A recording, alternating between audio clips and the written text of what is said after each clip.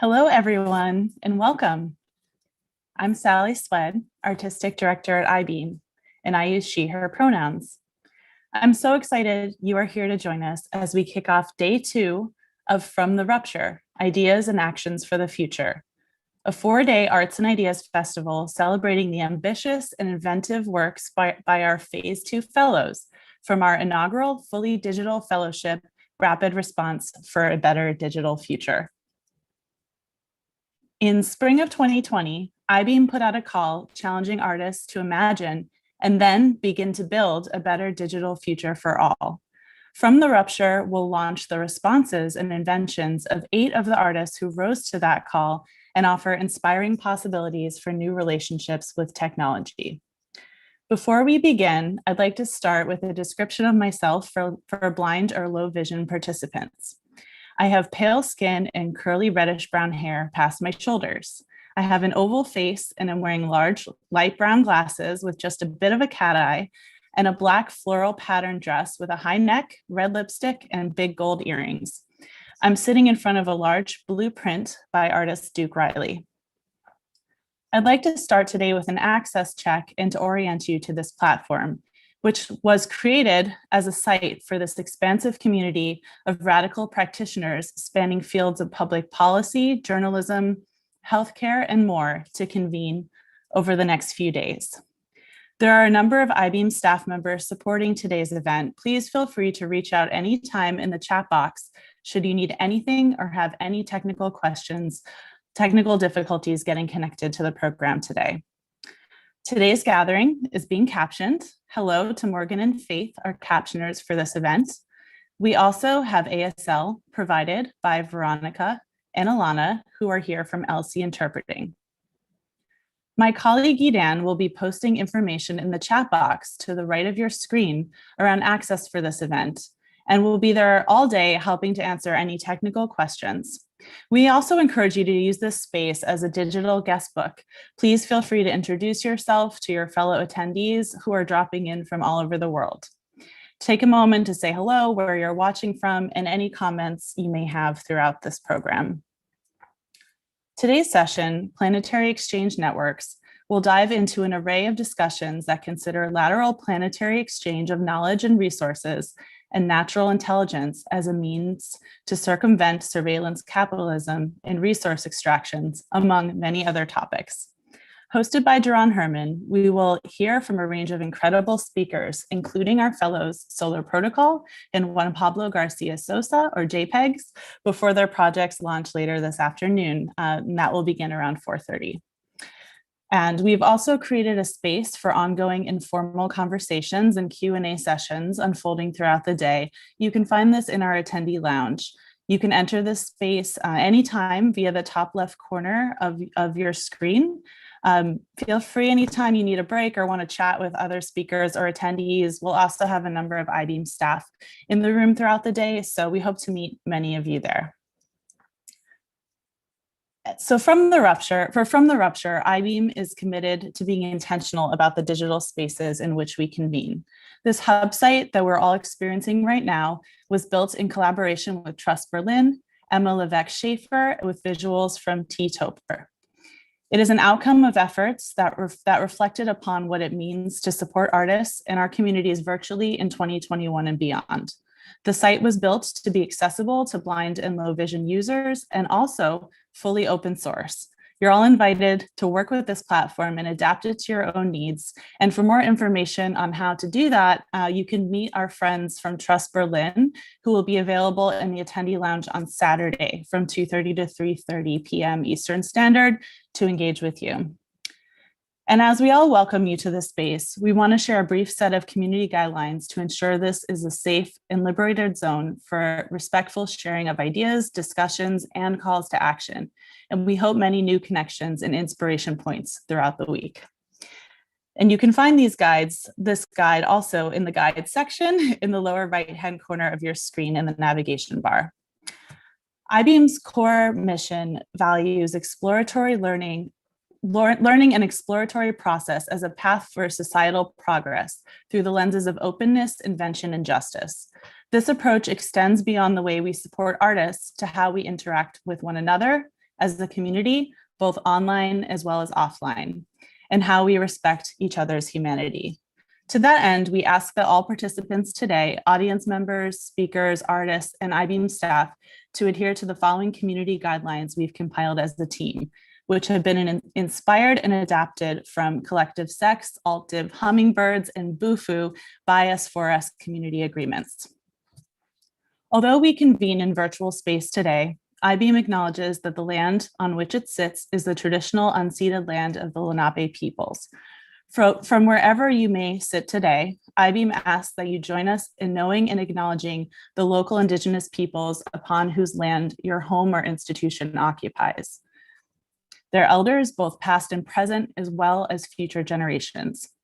This acknowledgement demonstrates a commitment to beginning the process of working to dismantle ongoing legacies of settler colonialism and to recognize the hundreds of Indigenous nations who continue to resist, live, and uphold their sacred relations across their lands. We respect the diversity of identities, including gender, pronouns, race, nationality, immigrant status, religious background, disability status, work experiences, and other vibrant, multifaceted aspects of who we are. We ask that you please introduce yourself with your preferred pronouns when you are speaking to the community through video platforms or commenting in the chat box. We honor each other's boundaries and communicate with care. Withhold unsolicited advice, assumptions about other participants, and agree to disagree. Comment only from your own perspective. Don't interrupt others, and be mindful to allow time to others to speak. And please feel empowered to move up to take up more space if that's not your tendency, or move back to allow others to speak who might not be as heard, and listen with respect. We commit to being accountable to one another. This is a consent-forward space. If you're going to be sharing images from any of the public spaces, so in this instance, that would be the attendee lounge or screen shares from the chat box, please ask for consent first. We strive to make our spaces safe and inclusive. So if anyone is feeling disrespected or unsafe at any time, we hope that you do feel comfortable speaking directly with Jay Soto from IBEAM's team, who is here to support our community's comfort in this space. And to that end, we acknowledge that these guidelines are a work in progress and welcome your suggestions and feedback. To share your thoughts, please feel free to mention anything in the chat box, or you can also email us directly at info@ibeam.org. And before I turn it over to our host today, Jaron Herman, I'd like to take a moment to share our profound gratitude for our supporters in this initiative. First and foremost, thank you to IBEAM's Board of Trustees and Advisory Committee, who lead us in realizing the full potential of our mission. Rapid response for a better digital future from inception to the realization of our program today would not have been possible without the support of the Ford Foundation, Henry Luce Foundation, and Andrew W. Mellon Foundation. And we'd like to extend a personal thanks to Mariko Silver and Elizabeth Alexander for their leadership. Thank you to the Jerome Foundation, who did not flinch when we shifted from our in-person residency as a result of the pandemic, which they have been longtime supporters of, through both grant support and by easing the application process for our staff. IBEAM is also grateful for the longstanding visionary support of the Atlantic Foundation, as well as the New York City Department of Cultural Affairs, National Endowment for the Arts, and the New York Council on the Arts. And I'd like to take a moment to mention the incredibly talented IBEAM team for their ongoing dedication to supporting artists in this time and for their creativity and hard work bringing together this festival. It's such a pleasure and privilege to work with you all. Big thanks to Jay, Kemi, Roddy, Munira, Mad, Ty, Nat, Yidan, and Marissa, and our amazing interns, Peyton, Gio, and Julia.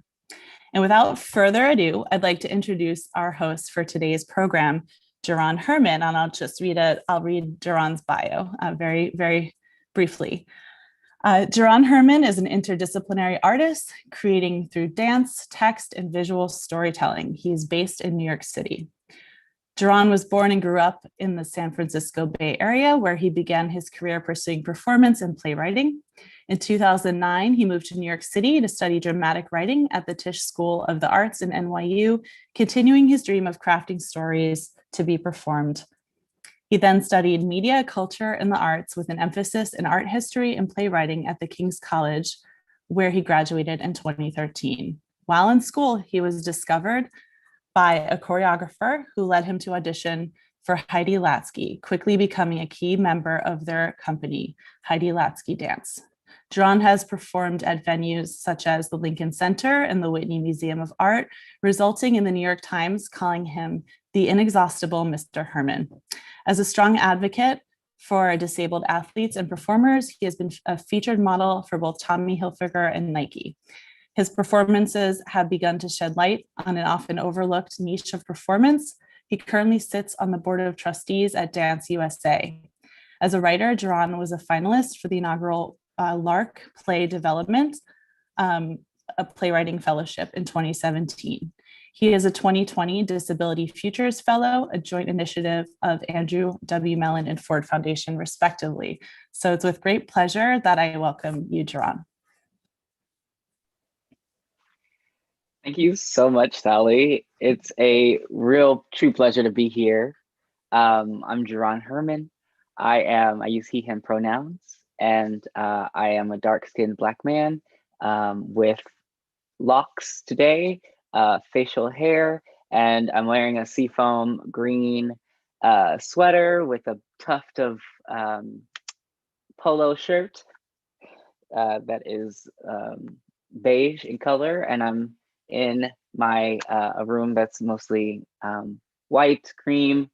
I'm so happy to be here. I've had the extreme pleasure of helping to facilitate and be a part of aspects of rapid response.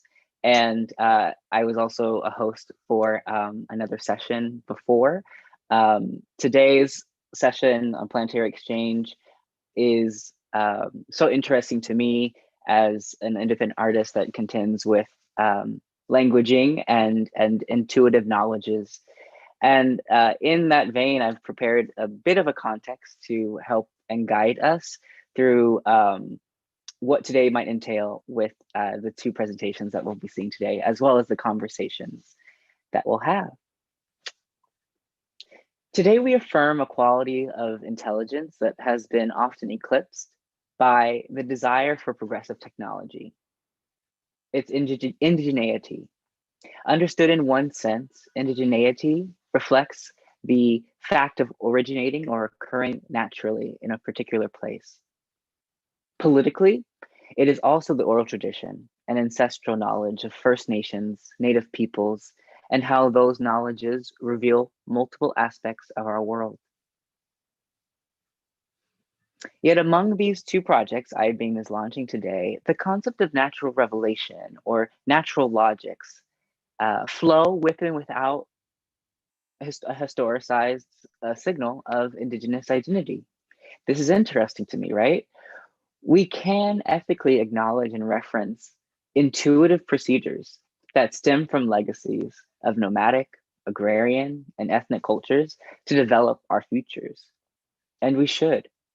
Our modern strategy of late interventions for cyclical problems in the society is unsustainable. What is the preempt? Nature is telling us how to engage with it. We also intuitively understand ethical behavior, but often self-interest bars us from acting collectively. I felt this, and I'm sure you have too. We must individually understand the limits of being sovereign or collectivist. But one constant and congruous idea with both is awareness of our neighbor. This concept has been flattened across our society as either absolutist or trivial, when it really is actually living, malleable.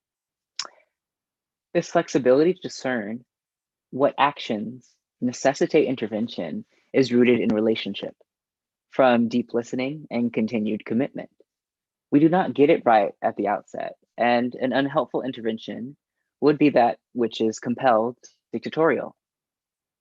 But if we create equally malleable forms that persuade ourselves away from ourselves, we might also begin to actually build understanding. The minute you feel you've done it, you have not. Elevating natural intelligence is beneficial. Unfortunately, it hasn't been widely integrated into the Western canon as a legitimate tool. Today, we're repairing that. Our task of naming natural logic and lateral exchange in a modern era reminds me of the syncretic geniuses of Edouard Glissant, Glissant, or Fred Moten, who developed critical analyses of non-Western forms and sites to ultimately disengage with capitalist structures. How do we characterize the equator and demystify the global South? Sans characterization and superstition.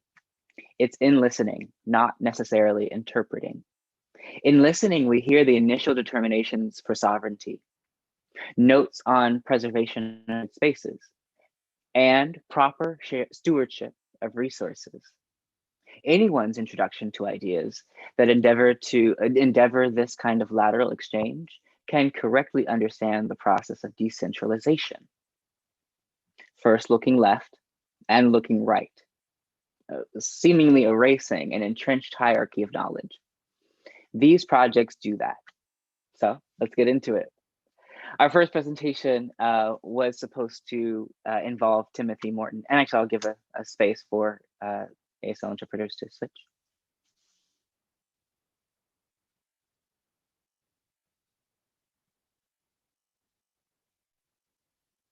And you let me know when you're ready. Oh, great. Thank you. Yeah. Our first presentation was originally going to be given by Timothy Morton. Unfortunately, they regret that they can't be here because of their dire situation in Texas, which we are all pretty aware of. And Timothy also presented a response to what's going on. So I have the privilege of reading that for Timothy. And this is what they said. The Arctic has just reminded us that ecological issues are always social issues. Finally, thanks to these events, COVID is also one of them, we are achieving planet-scale collective political awareness. Black Lives Matter and #MeToo have arrived just in time to push this through to its logical conclusion, namely planet-scale reordering of social structures to create a world with liberty and justice for all life forms. Sadly, the Arctic is also why I can't be there in person today, as I've been without power and water. I do hope we can see each other soon, and we hope the same, Timothy. With that in vain, I'd like to invite you to, for a moment, breathe that in and exhale out an intention for the words that you heard today. So if we might take a moment, inhale, receiving what those words were. Hold it at the top. And exhale with an intention, a personal or collective intention for what that might mean for your practice, for your activism.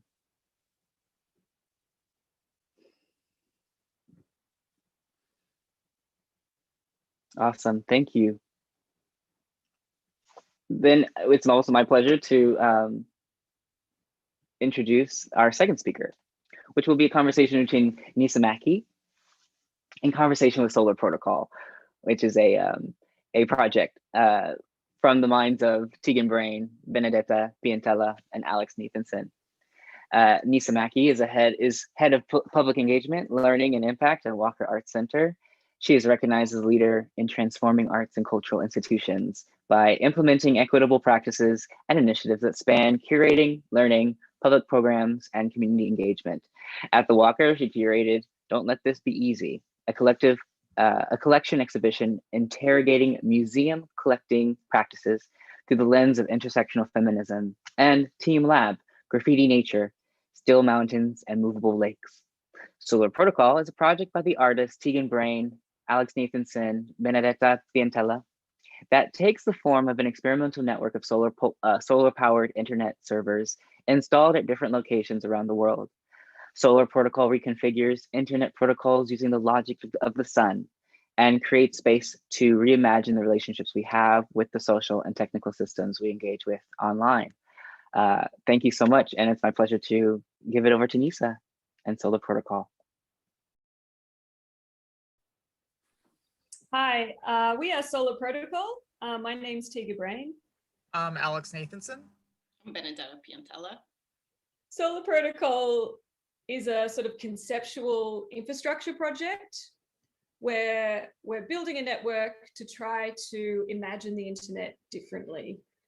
It's a network that explores this idea of natural intelligence. So how decisions get automated by the environment rather than by data or by people.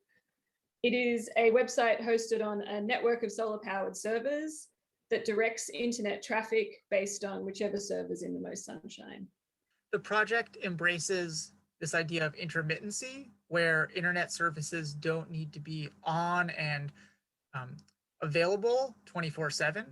Currently, we have servers located in the US, Canada, Chile, and Australia.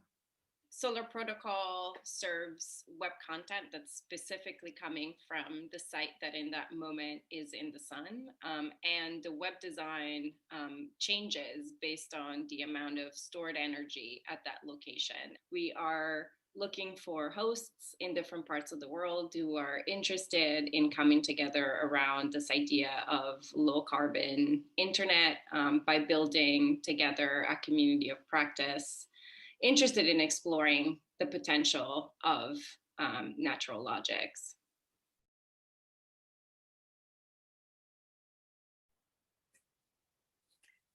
Thank you, Jaron, for that lovely introduction and setup. Hi, everyone. I'm Nisa. I use she, her pronouns. To start with a visual description, I'm of mixed race Asian descent. I have light tan skin, brown eyes, long, straight brown hair. I'm wearing a dark blue shirt with digitally rendered raspberries on it, and I have a yellow jacket over the top. Behind me is the corner of a sofa with a red cushion and a painting of an open book and some sculptures on a striped background.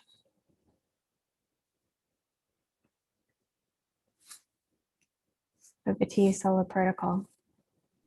Hi, thanks, Nisa. I'm Tiga Brain. My pronouns are she, her. And I am sitting in front of the obligatory bookcase for Zoom. I have blonde hair and I'm wearing a dark shirt. And yeah, excited to be here. Hi, my name is Alex Nathanson. I have light skin, black gray hair, a short beard, and I'm sitting in front of a white empty wall. Hi, everybody. My name is Benedetta Piantella. Pronouns are she, her. I am light skinned. I have light brown hair. I'm wearing giant pink headphones. I am sitting in the middle of chaos in my kids' arts and crafts room with a really big map in the background. And I'm wearing a 70s tropical dress. Awesome. Well, I've been really looking forward to this conversation with you all, which is really an extension of some ongoing dialogues that we've all been having over the past couple of weeks. But maybe to dial back and ease our way into talking about the project, I thought we could chat about some of its practical aspects. Maybe you could start by explaining, what is a solar server and how do they work? Who wants to take that? I can take this one. So a solar server is ultimately a small solar powered computer.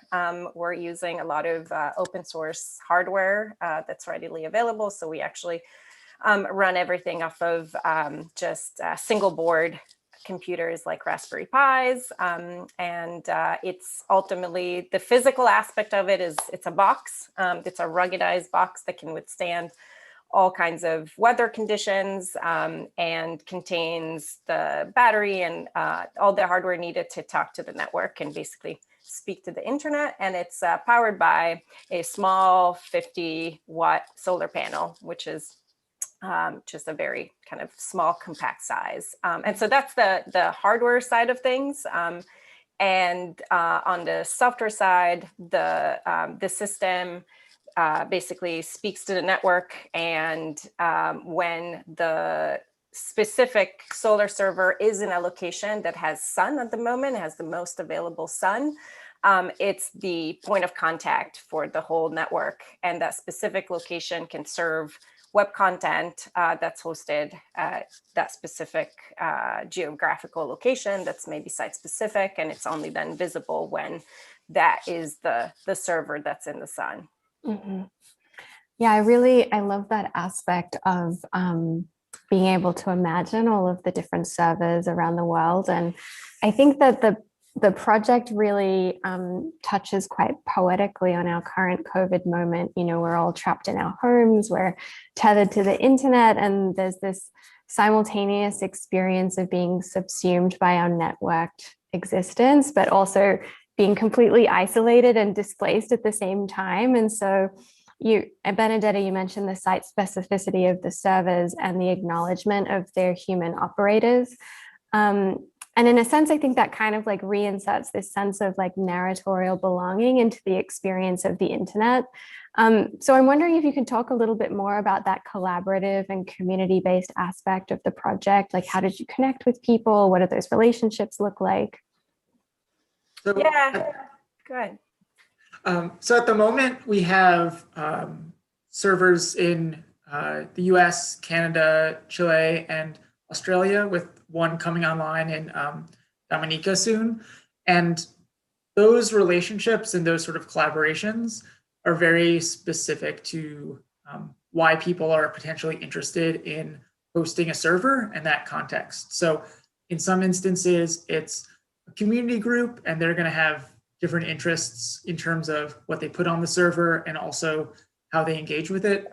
In other instances, it's academic research. In other instances, it might be an individual who has like a media art practice. And so there's a wide range of things. And what we're working towards is sort of a collaborative design approach where the behavior of the network is, based on the constraints of, the hardware and the environment. We're going to sort of work with these stewards to, design the actual behaviors and content. Mm-hmm. Yeah, I think we've been thinking about the stage that we're at as like we started off with just servers here in New York, which was the like prototyping it, and now we're doing this like pilot where we have got some in these locations. And so I think the next stage after this launch is to start to work with folks who might not be so like technically literate, or like maybe who aren't from our network. So we're kind of opening it up gradually as our system is more robust and sort of more tested, and we're a bit more confident in how it works. Mm-hmm. Yeah, I mean, I think that kind of links to something that I've been thinking a lot about over the course of our conversations, which is that the conceptual project involves some kind of unfolding and mapping process. And so not only are you kind of, generating new relationships or building new relationships with people as you, connect and expand where these servers are located, but you're also kind of mapping the various technological, ecological, and political infrastructures of the internet and computation. And we talked a lot about, I guess, some of the dangers or concerns of the current systems that we're all ensconced in. I'm wondering if you'd like to kind of give some background on that and the ways in which that thinking informed your project.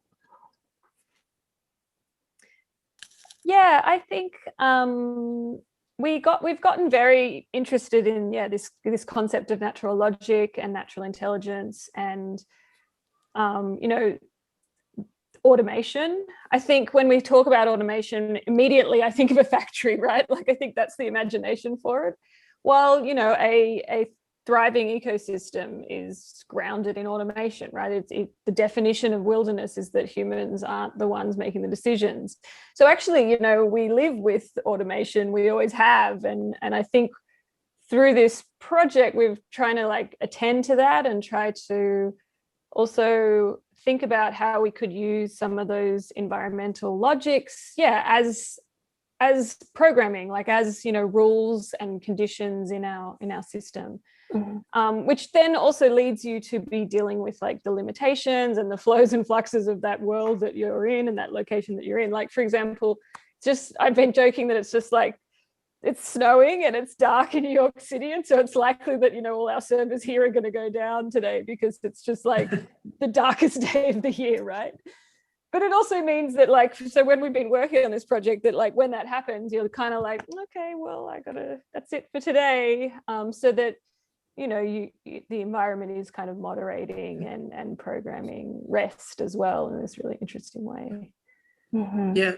I mean, to build off that, this idea of intermittency and irregularity is sort of anathema to a lot of systems we engage with on the internet and increasingly even in our sort of physical world. And so this project is trying to think about how can we bring those really important elements back into systems? What would it look like for an internet service to only be available when the sun was out? Or what would it look like if you couldn't work remotely late into the night because your server goes down and so you can maybe, actually make dinner or read a book or whatever it might be.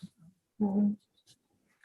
Yeah, I mean, I think that what you're describing really speaks directly to what Jaron was sharing about Timothy Morton's statement, this idea of like planetary scale reordering of social structures, which also necessitates us kind of re-examining or re-evaluating our kind of like expectations of our lived experiences. Alex, I love this idea of the relationship between in the uncommon relationship between intermittency and automation, because whenever we think of automation, like you were saying, Tiga, we think of factories, we think about efficiency. What does this mean for how you understand this kind of like go-to concept of sustainability? And I just want to throw in there, I thought it was really kind of ironic and coincidental that like Bill Gates, the founding father of like tech capitalism, or perhaps apotheosis of tech capitalism, launched this new book about sustainability 2 days before this talk. I just, it's been kind of like all consuming, all the things that I'm like reading and learning. But yeah, back to the question about sustainability. How are you kind of conceptualizing that?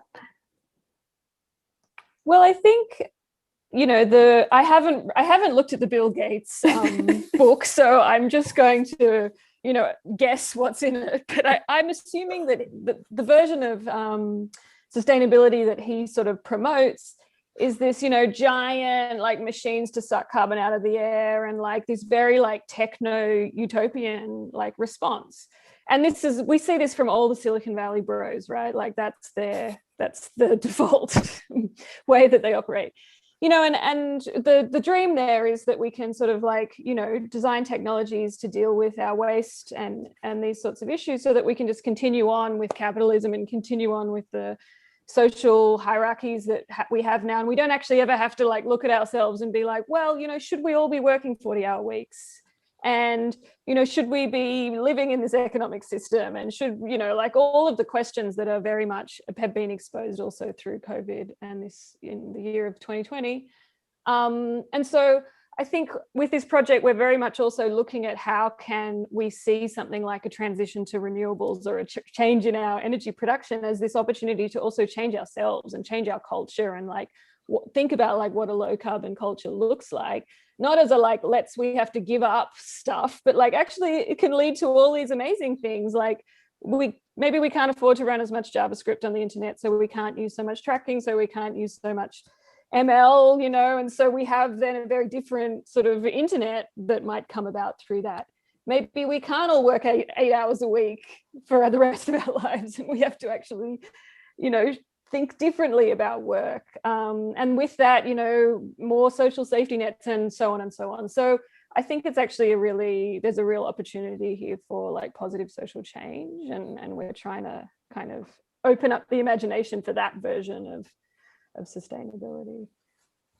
Yeah, I mean, we're also trying to create a conversation around what sustainability does or doesn't mean in a media art context, because if ultimately this project is if our goal was to make the most sustainable internet service, this is not the project for that, right? Like we would, you know, it would be more efficient, have less of a carbon footprint if we were building a project around, you know, centralized, sustainably energy powered, you know, cloud computing service, because those facilities are incredibly efficient and often, you know, increasingly by renewable energy and all that. So really what we're trying to think about is like, are there, you know, collaborative, community oriented ways to sort of imagine this space? And so, you know, sometimes like resiliency, for example, can be at odds with a purely like sort of carbon, you know, carbon footprint way of thinking about sustainability. And so I think we're trying to just create a system that sort of illuminates some of those potential contradictions and imagine what it could be. Mhm.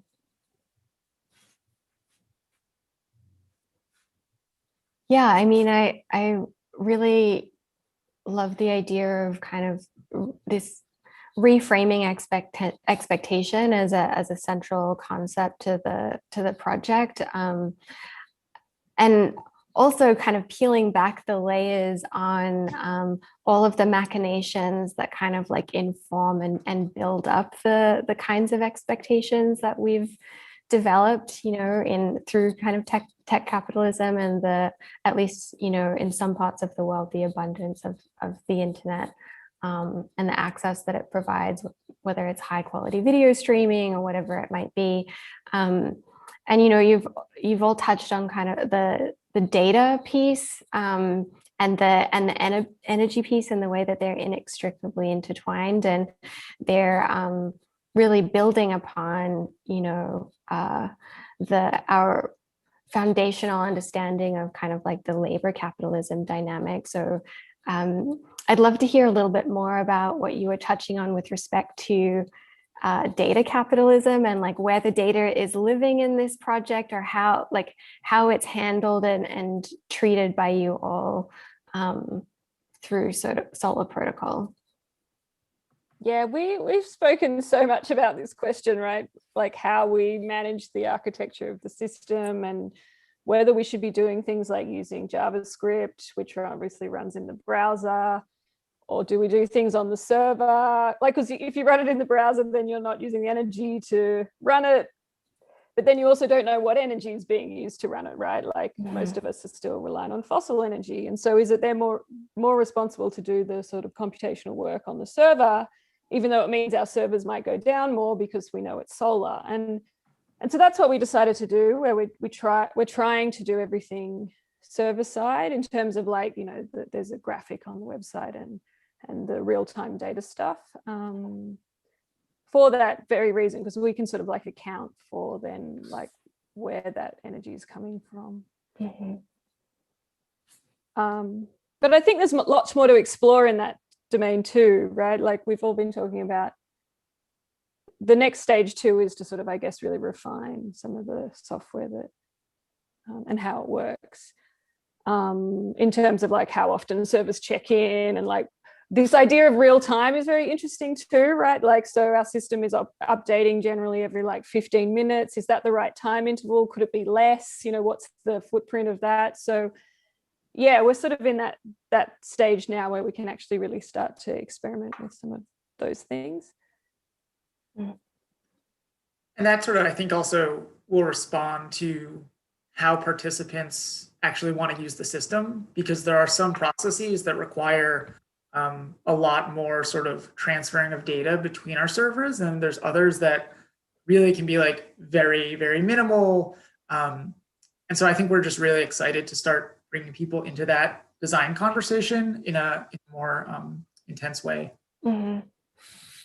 Yeah, and as you make those decisions about kind of like what functions happen where, and it seems kind of central to me to kind of to refer back to something that Jaron was saying with respect to this idea of intuitive knowledges, that in fact the site specificity of your work creates an altogether different type of relationship with the environment, we were talking a little bit before about how the internet is such a dislocated experience, and you could be anywhere. It doesn't matter where the information is coming from or where you are, for that matter. And in fact, Tiga and I were chatting just before the talk started, and she was saying this could be the worst day for people to access the site, but maybe the best day, because it really highlights the way in which we need to kind of attune our expectations and our sensibilities to, what's going on around us, in terms of availability of sunshine, kind of like the ecological or environmental or weather situation. I'm wondering, we spoke a little bit about this, and one of you referenced a really great book and a section of it talking about the honorable harvest. And seeing as Jaron, mentioned, the importance of recognizing Indigenous knowledge sets and kind of like ways of being and how they might fit into the state of the world that we have today. I mean, I'd love to hear you kind of like reflect upon some of those exchanges that we had, particularly about what it might be to return to a heightened awareness of like an ecological relationship. Yeah, that's a book called Braiding Sweetgrass by Robin Wall Kimmerer. I always get the order of her last name mixed up, but I think I got it right. And it's such a gorgeous book. So she's a plant scientist, but also a Indigenous woman who lives, I think she's located up in Buffalo or somewhere upstate New York.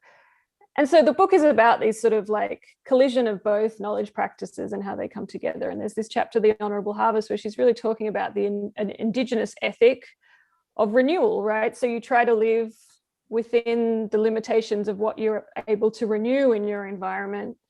And she looks at different case studies of people who hunt and ways that this sort of takes place. And it really resonated with me in this project because, we are trying to create this web service that lives within the bounds of the energy we can actually locally create, right? So I think that concept is very, relevant and really, really spoke to us as we were building this. Mm. We've put a reading list on the site just in the last day, so a lot of these resources are there too. Mm. Yeah. There was a question that I wanted to ask you about, I guess the idea of sort of like the co-op model or sharing economy, and like what aspects of that informed your thinking about the project. Well, one thing I want to say is that, we are sharing resources, and because of what you were saying, that we live in this very sort of disconnected way, and we have availability of things 24/7. We don't necessarily acknowledge that. And so I think the network that we're trying to create and its relationship with natural resources is based on really wanting to connect more intimately and sort of physically feel that relationship, and the fact that we are sharing these very limited resources ultimately through this system. And we're obviously in the process of trying to co-design this alternative intimate network together with the partners, and I think in the process of physically having to build your own infrastructure in your site location, a lot of all these processes that are normally kind of very hidden are coming to light. And I think people are starting to really connect with not only the technology, but the workings of, the internet and energy systems on a very tangible kind of way. Mm-hmm. Yeah, I mean, not only is the sort of environmental impact of the internet very abstract and removed from the average person's understanding, but also their, our relationships to other people, outside of like being on a Zoom call.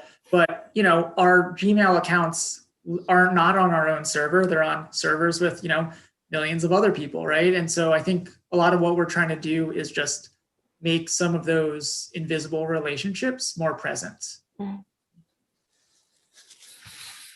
Yeah, in the same way, I guess that, as through the process of mapping, you're also making some of those more like nefarious machinations that exist in our current system more explicitly visible, even if it's through kind of like a contrast of practices, I guess. Even in the beginning of the day, I feel like there's been a lot of conversation about this idea of planetary scale. And this kind of takes us, to the opposite end of the spectrum of what we were just talking about, individual relationship building. But at the same time, there is a certain scale that is required for the project in order for, to access the sun and make the project as available as possible. So, I'm wondering what your thoughts are on scale, particularly as scale and scalability can be such a exploitative kind of capitalistic practice that is often about efficiency and surplus.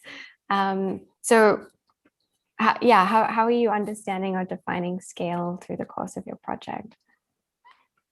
Yeah, I mean, I think that's one of the reasons we were very excited about the idea too, is like, how could we build this sort of like international, collaborative group of folks to build something like this, right? Because like, obviously, like the more servers we have in more time zones, the more distribution we have across the path of the sun, and the more resilient the network becomes. So there's this sort of the social relationships and the way the work operates socially is intimately tied to the way that it operates technically. So there's this very interesting kind of dialogue there, I think. But I think the other thing is too, like,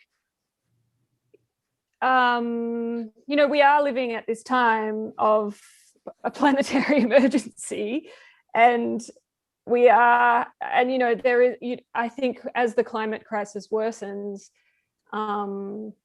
we have to find ways to act on that scale.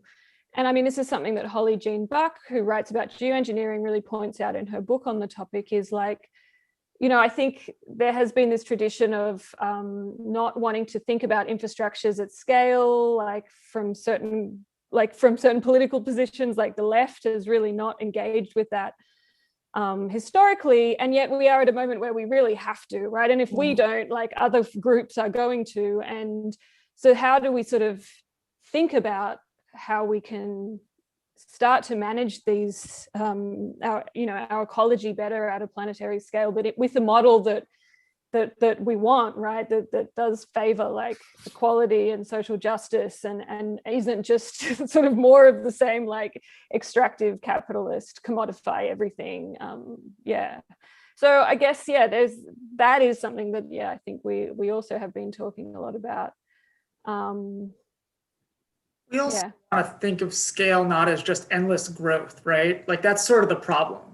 And so for us, when we think of scale, we think of like, what is an appropriate scale that speaks to the affordances or needs of what we're building?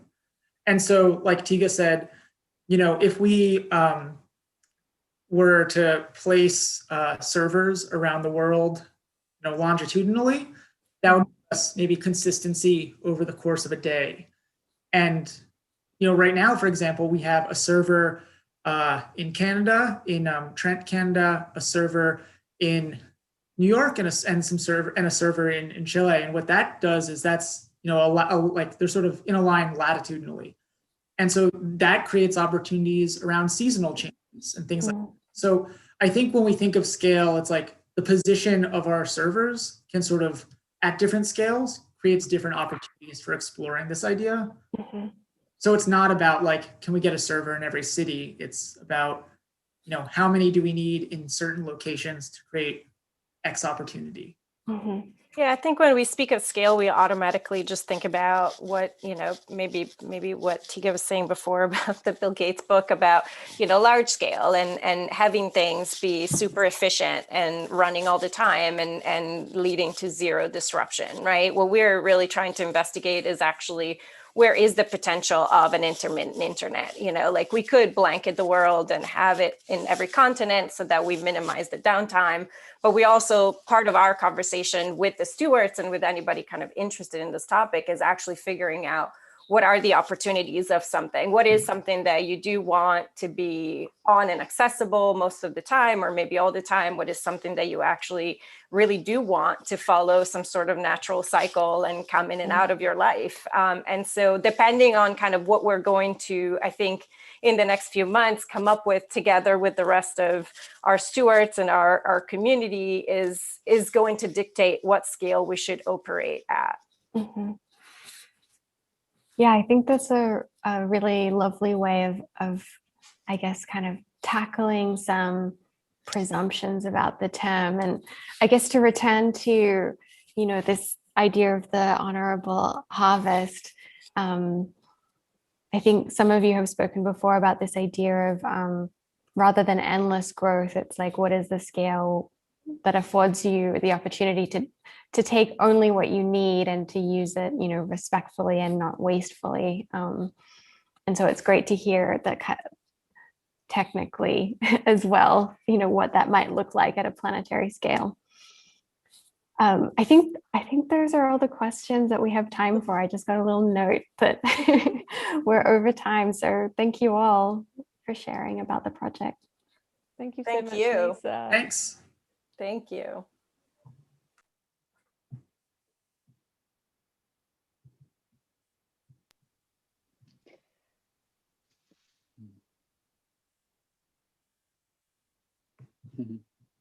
Thank you so much, Solar Protocol and Nisa.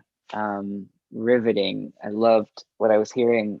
Just to reflect back, thank you, Alex, for bringing into the space this idea of intermittency. And I also love the elevation of braiding sweetgrass. I hope everyone accesses that book for your own edification. It's a practice of, like, if you hear it one or twice in a week, that means that it needs to be yours. And that's, I'm reflecting on that. I've heard this book more than once, so I need to dip into somebody's somebody's platform to get it.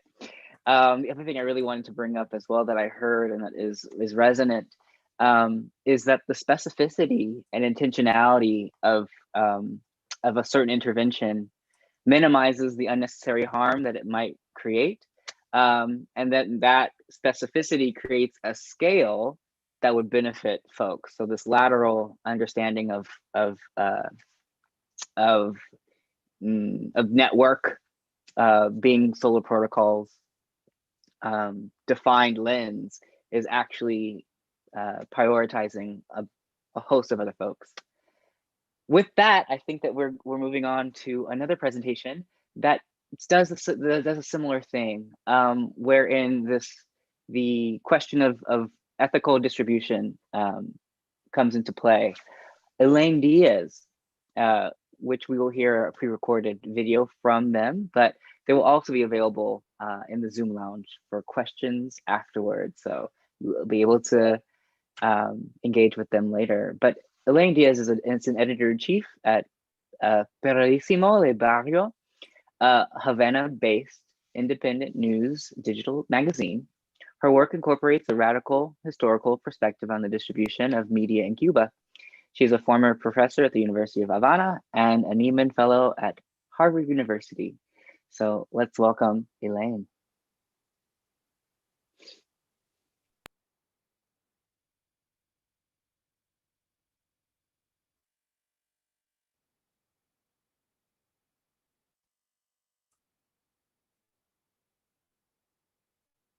On November 27, 2020, a group of protesters gathered outside of the Ministry of Culture in Havana.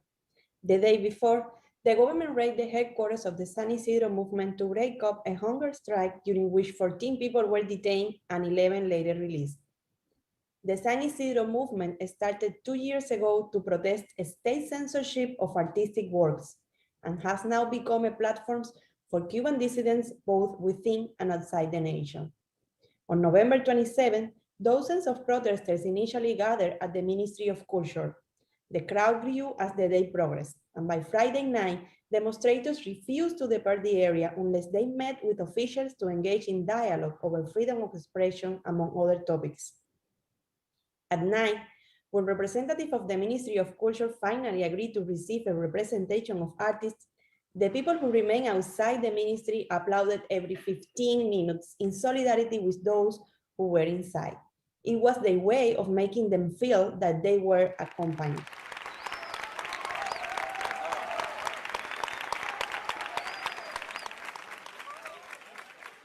The meeting ended at dawn, and a dialogue process that would last weeks was agreed. However, the following day, the Ministry of Culture canceled the dialogue on a national television program and accused all those present as mercenaries. As a result of this action and the cancellation of the dialogue, Periodismo de Barrio felt that it was our duty to facilitate that the ideas of the people who were there, their dreams, their claims, were heard by Cuban citizens on the island. We conducted 18 video interviews of more than 30 minutes each one. 5 minutes video capsules were published, receiving a total of more than 1 million views on social media. The conversation that the ministry did not want to happen took place on social networks. We also transcribed the conversations without editing and published the interviews in a podcast. For the exercise of these simply journalistic actions, we are classified today as mercenaries in Cuba.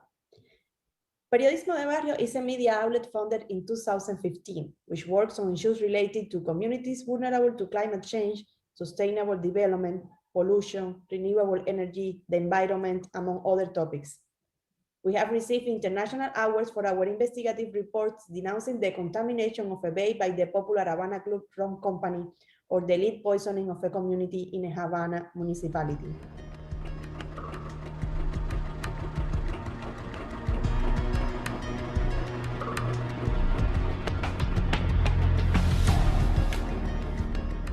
Our stories focus on communities, on their ability to develop resilience in the face of adversity, on the necessary accountability by the government, on stories where Afro-descendants, women and girls, economically disadvantaged populations, migrants, among others, feel represented. Here is an example. Mire, por ejemplo, yo quiero hacer un periódico y le voy a poner El Diablo Cojuelo. Pero sin embargo no me dejan publicarlo porque no les conviene el contenido que voy a reflejar. ¿Qué quiere decir esto? Que en Cuba ni libertad de prensa, ni libertad de expresión, ni muchas otras libertades en realidad. Está bien. Pero nosotros tenemos delimitaciones. Caballero, por favor, no nos desviemos del tema que nos ocupa. Fermín. ¿Sabes lo que significa, Fermín, un país democrático con libertad de expresión y libertad de prensa? A ver, dime. Un país democrático con libertad de expresión y libertad de prensa significaría el caos, Fermín. Tú no sabes de lo que estás hablando. Como ciudadano tengo todo el derecho a reflejar mis ideas. Profesor, por favor, denle la clase de griego.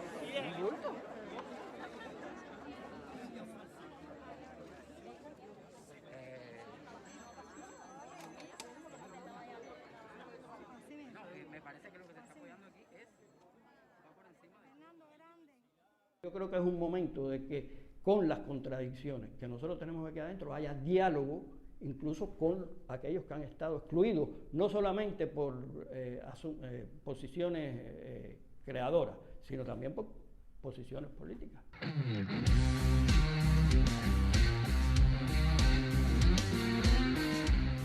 Yo pienso que la política cultural tiene que ser una política cultural abierta. La libertad creativa tiene que ver con la libertad de expresión, y la libertad de expresión es libre o no lo es. Hace unos años, a partir de que por el Estado cubano y las instituciones se apeló a hacer una reflexión sobre cómo cambiar la relación del audiovisual cubano, los cineastas, tanto del ICAI como cineastas independientes, pedimos participar en esa reflexión y se creó la Asamblea de Cineastas, que fue muy controvertida, muy polémica, pero creo que de alguna manera ha sido un antecedente de eso que está ocurriendo hoy con jóvenes, no solamente cineastas, también de otras expresiones artísticas, reclamando participación y diálogo con las instituciones que en muchas ocasiones pues no han estado sincrónicas con la realidad que los artistas jóvenes sobre todo están viviendo. De ahí han surgido respuestas a ciertos reclamos, como ha sido fundamentalmente el fondo de fomento, el reconocimiento del creador audiovisual independiente, que creo que han sido medidas positivas y yo creo que han sido señales de diálogo, de actualizar realmente los procesos de producción, pero siempre creo yo que es lo más importante, preservando el principio de que el cine es un arte y como tal tiene que ser libre en el sentido de su expresión. Yo creo que el ICAI ha censurado películas y ha provocado la discusión de los cineastas frente a esa política censura. Pero para mí, más allá de las circunstancias históricas que pueden argumentar por qué se llegó a una censura, la censura siempre es la misma. Es un hecho que para mí no debe existir. Yo lo que no puedo afirmar tajantemente es que el ICAI, lo que define al ICAI es que sea una institución censora. No es lo que lo define para mí. Es una institución que ha censurado, que ha polemizado, pero también ha contribuido a crear una cinematografía y a favorecer espacios donde se pueda crear un cine que aspire a una expresión artística y compleja. Lo importante es mantener, y que es lo que yo he mantenido, las ideas en las cuales yo creo. Y las ideas en las cuales yo creo no parten de negar esa obra que ha enriquecido nuestro cine y que pertenecen al ICAI. Y al mismo tiempo me reconozco y comparto y apoyo y discuto las nuevas ideas que traen los jóvenes. En ese desarrollo de las ideas, a mí sí lo que nunca me ha gustado, es decir, esto es un solo color, y esto es así, y esto es, yo estoy de este lado o estoy del otro. Sí, yo defiendo las políticas abiertas que ha mantenido el ICAI y he estado en contra de las políticas cerradas que en situaciones extremas ha mantenido el ICAI. Como me pasa a veces con los jóvenes, yo comparto ideas de los jóvenes y otras no las comparto, pero defiendo el derecho a que se expresen.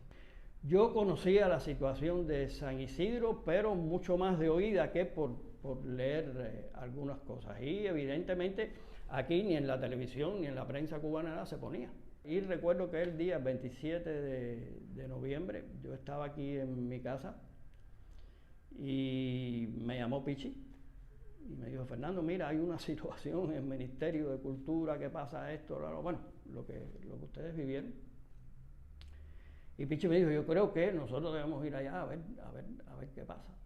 Yo fui, realmente yo no sabía ni qué decir porque ni sabía lo que estaban reclamando, me imaginé lo que estaban reclamando. Y lo que dijeron allí esos muchachos, yo me identifiqué totalmente con ellos y con sus demandas. Sentí que ahí realmente había algo esencial que unía a todos, o une a todos estos jóvenes dentro de esa diversidad. Es decir, es el derecho a la expresión. Después vienen los matices, después vienen las posiciones individuales, personales, de grupo, pero eso es justamente la riqueza de la diversidad. Y creo que esa unidad dentro de la diversidad es algo que se ha reclamado durante mucho tiempo y ahí se dio un paso fundamental para que a partir de ese diálogo, que ojalá se mantenga, se pueda mantener y se pueda lograr. Lo primero que dije fue eso, no pensaba hablar, pero después de escucharlos a ustedes sí quiero hacer mi intervención. Y yo creo que esto responde también a que se ha esperado mucho para dar respuesta. Esto es se tendría que haber hecho antes. ¿Por qué? Porque la prensa nuestra no responde a expresar toda la complejidad de todas estas cosas, que la libertad de expresión por las que estos jóvenes están pidiendo es libre o no es libertad, y eso hay que entenderlo. Va a haber criterios diferentes de oposición, etcétera, pero tienen que tener su espacio.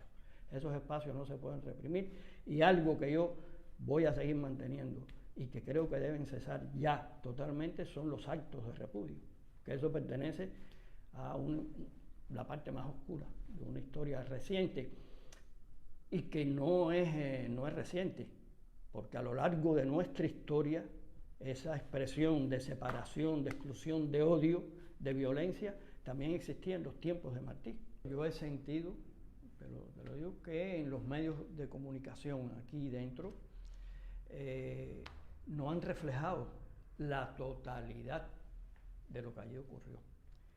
Incluso porque esas intervenciones que yo escuché allá adentro, los que se quedaron afuera hicieron y cantaron, etcétera, no se ha mostrado a nadie. Eso solamente es una foto fija, inmóvil, congelada, y los comentarios que se ponen por arriba. Incluso cuando yo vi, bueno, ahí yo me levanté y no quise seguir viéndolo, que ponen la imagen cuando llegamos Pichi y yo, ahí no se escucha lo que dijimos nosotros. Entonces eso es incompleto, y por lo tanto, cuando tú das una información incompleta, lo que estás es influyendo en un posible prejuicio, una manera de ver que no permite la supuesta objetividad de que esté en todas las partes. Fue un primer paso, y para que haya diálogo tiene que haber voluntad de ambas partes. Yo espero que de la parte de las instituciones, que no creo que va más allá solamente del Ministerio de Cultura. Yo pienso que son muchas instituciones las que tienen que o están emplazadas a dar respuestas a este grupo de jóvenes, pero también del lado de este grupo diverso de jóvenes logren entender que también tiene que haber una voluntad de diálogo. Esa voluntad yo lo sentí, y lo sentí, ¿sabes cómo? A nivel emotivo. Y yo sentí que esa voluntad, sí estaba en ese grupo de jóvenes que yo vi ahí cuando salimos. Y ahí habían estado esperando, cantando canciones de Silvio Pablo, Joan Manuel Serrat, y se cantó el himno nacional. Y cuando yo llegué a mi casa, yo vi por el camino que había perseguidoras, policías, grupos preparados para un posible acto de repudio. Y cuando llegué a mi casa pensé, bueno, lo que ocurrió allí fue una manifestación política, por supuesto, porque todo es político.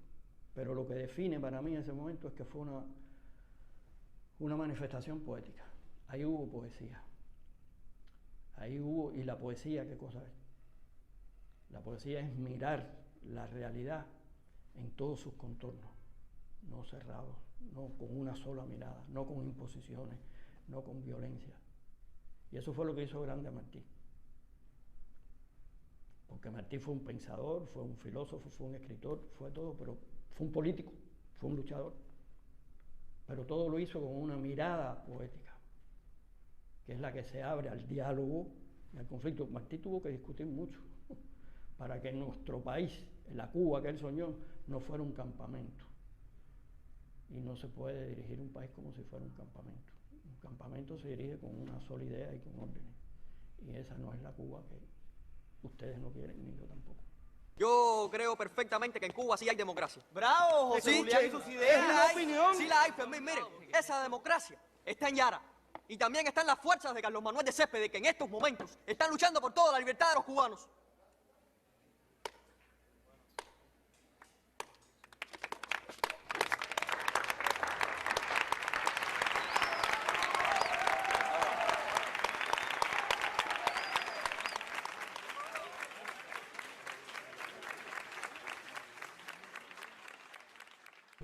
Coño, me inspiré un poquito, sentí que me inspiré un poco.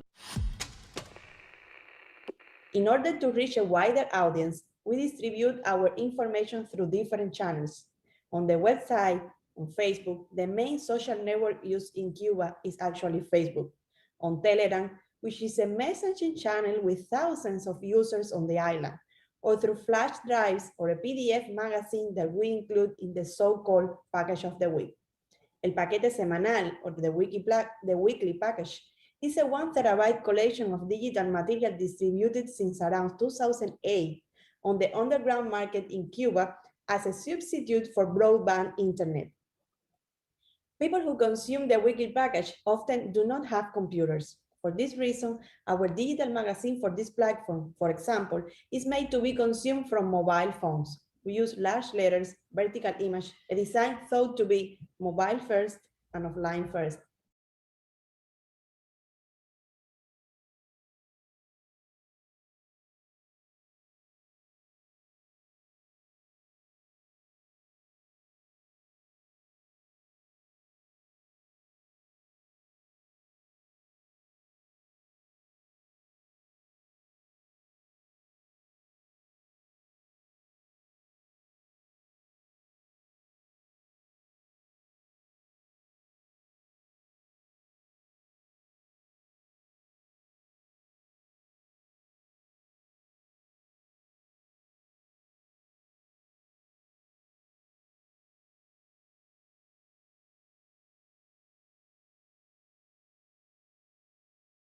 Our information is also distributed in flash drives or in conversations with the communities reflected in the stories.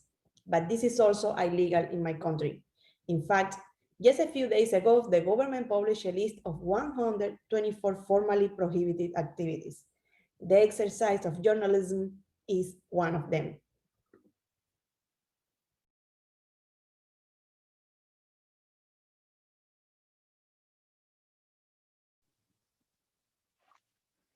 Thank you so much, Elaine.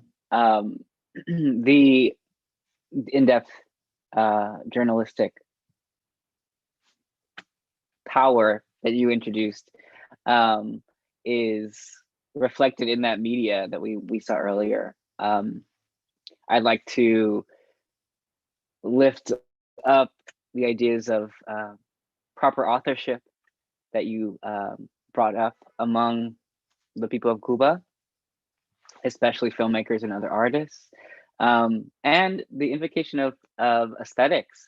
It's namely poetry, which helps us to remember the ways that either political action or even just activation and can also be artistic and liberating through aesthetics. That was really lovely. Now, folks, we're going to take a 10-minute break, and we'll be back to also correspond and meet other features of from the Rupture. We're excited to hear from more speakers after we come back. So be well during this break, stretch, get some water, do what you need to. We'll be back.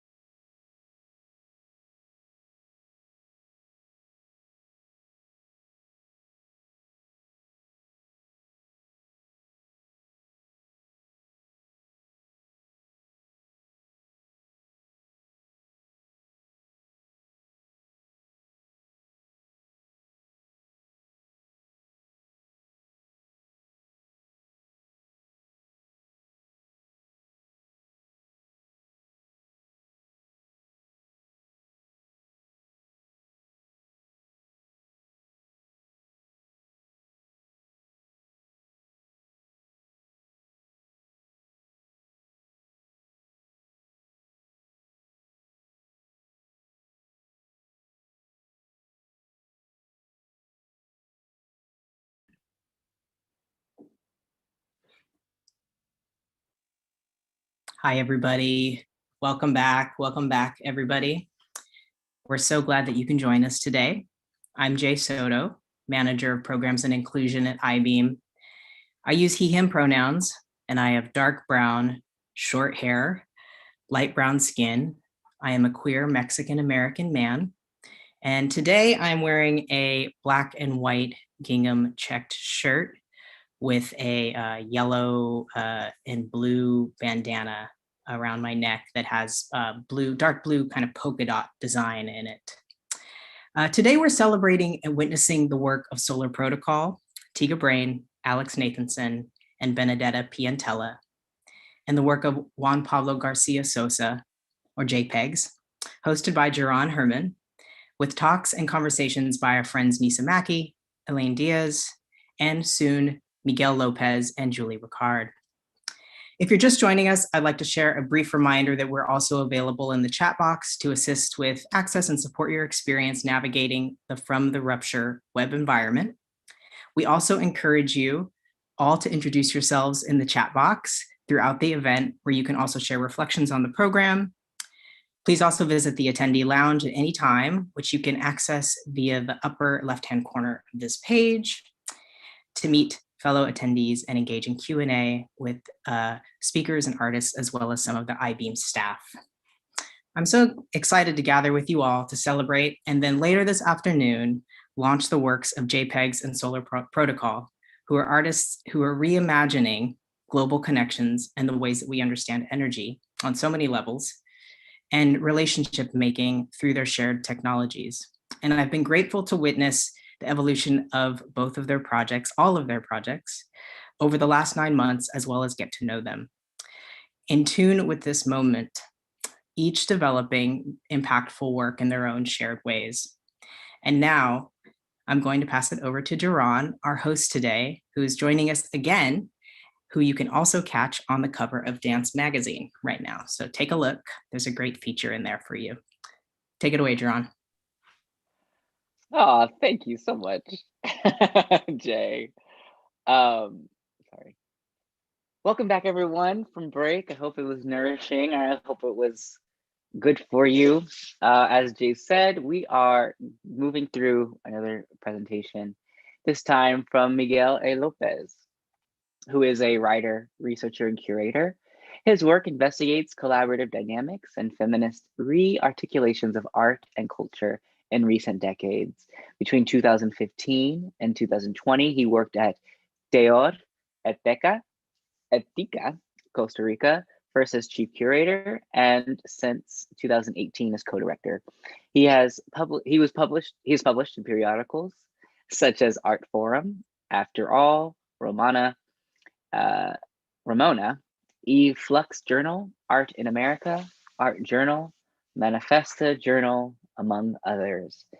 This is a recorded presentation, so enjoy, and we'll be back.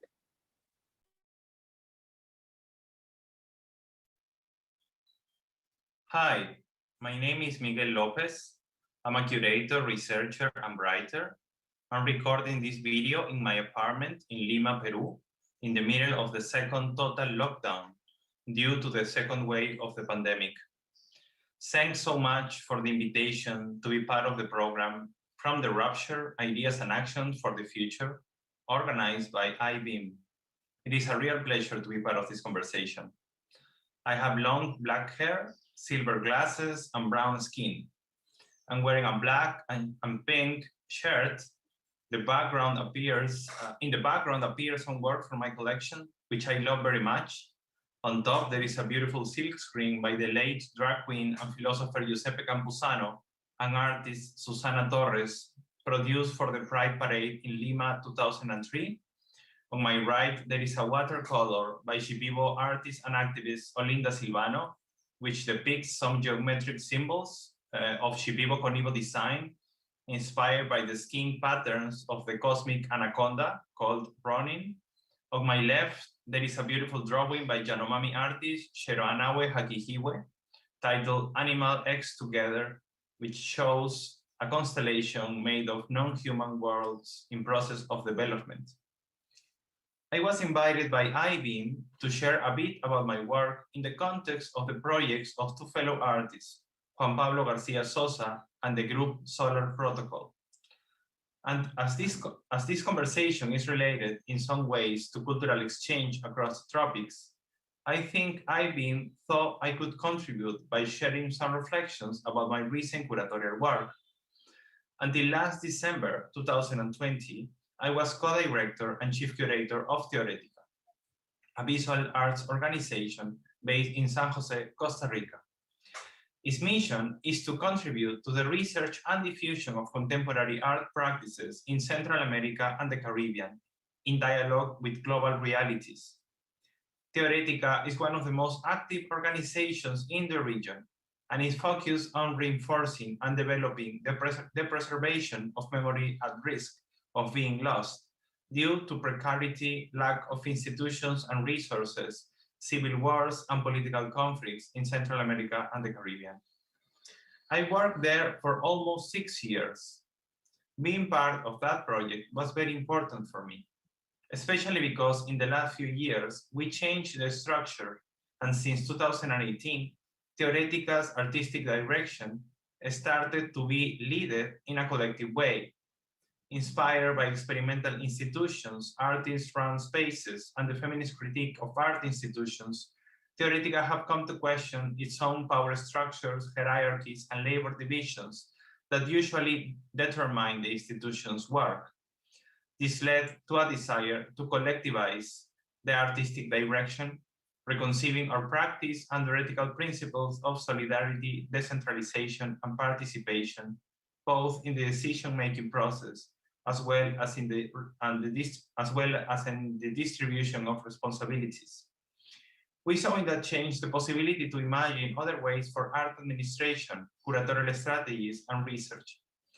The aim was to transform Teoretica into a more accessible and dynamic entity, as well as to exercise more transparency and contribute to the questioning of how we build up a cultural institution in the present time. That's a brief context about where I was and about my work in the last few years. As some of the presentations today are related to technologies and popular culture in tropical areas, I thought that perhaps I could share a few ideas about Victoria Cabezas' work, a Costa Rican photographer who in the 1970s created an amazing series of images that counter exoticization and address critically sexual identity in relation to tropical landscapes. Cabezas used humor to explore cliches and stereotypes, as well as the history of economic and political abuse in Central America. I'm going to share my screen.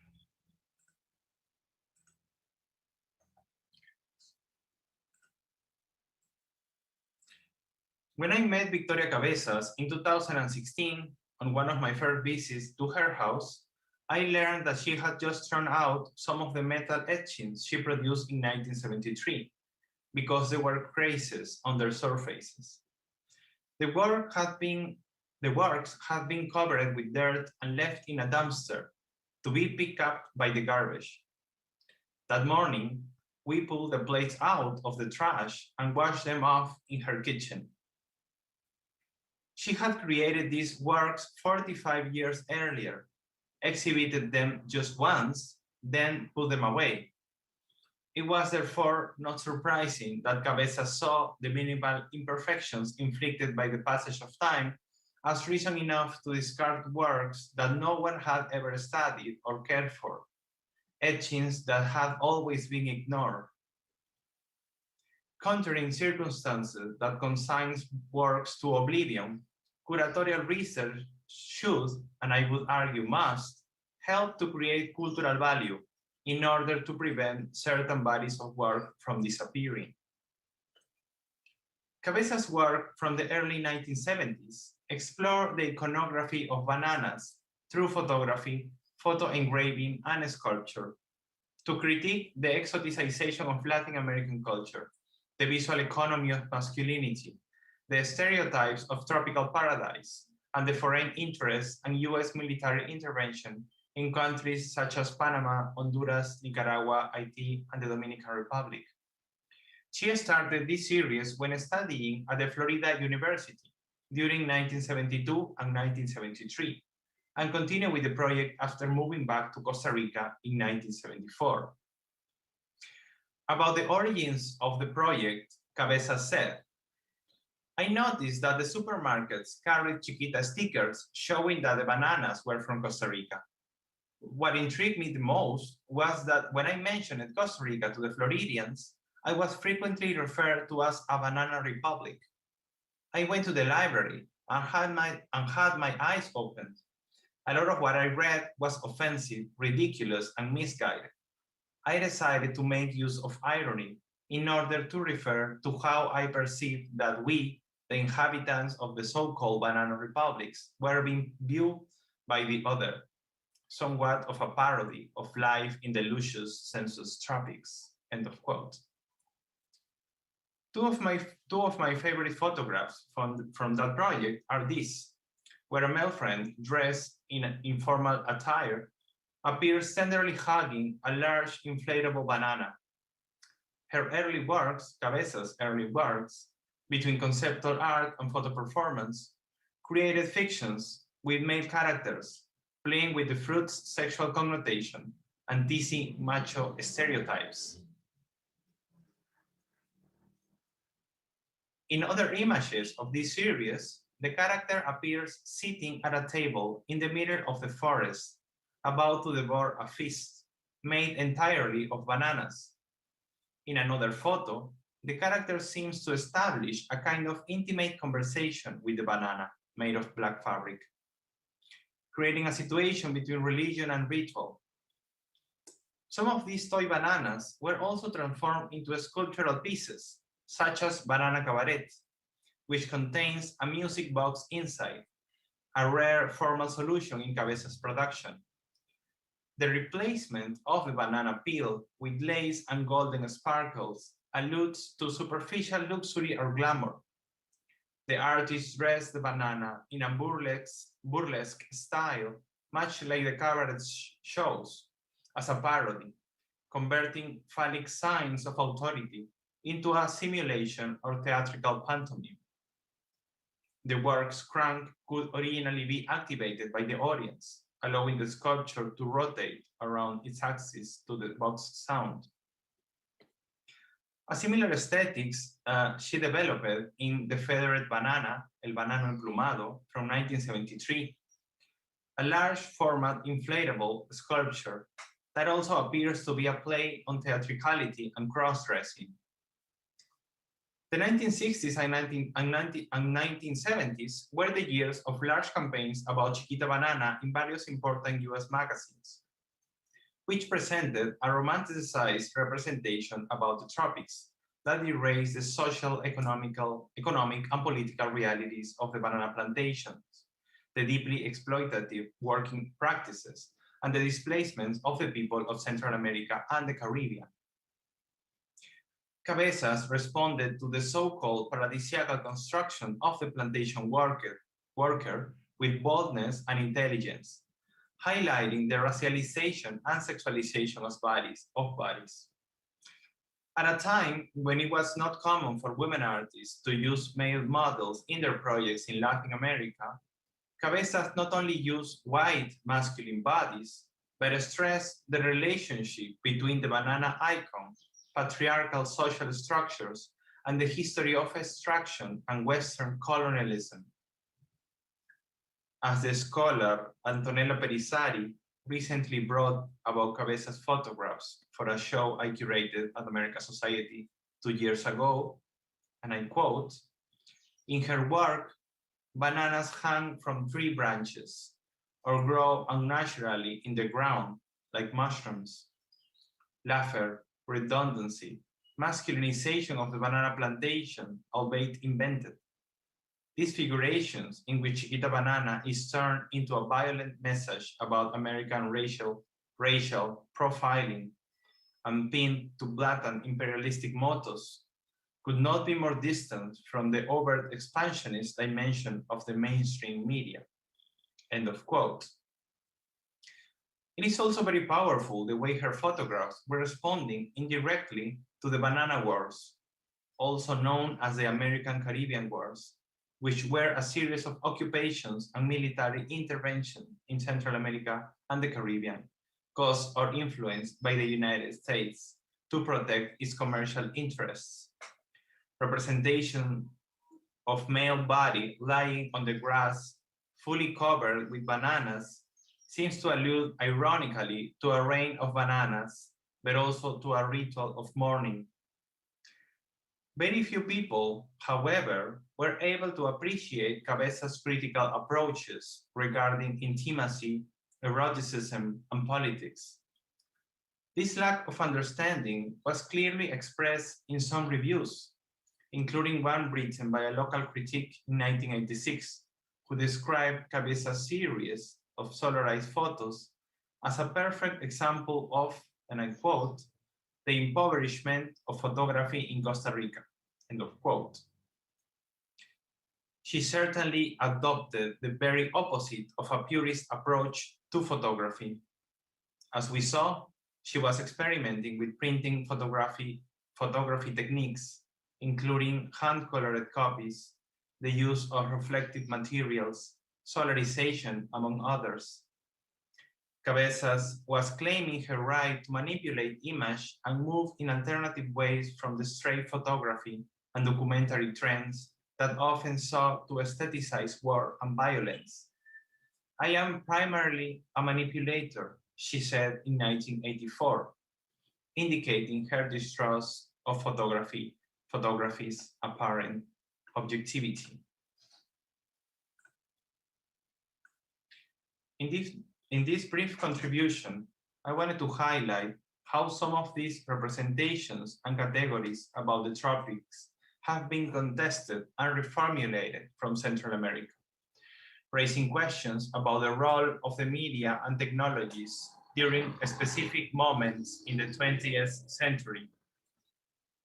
As we saw, in that context, Victoria Cabeza's early work offered a powerful feminist approach that counters traditional male-driven mass media representation.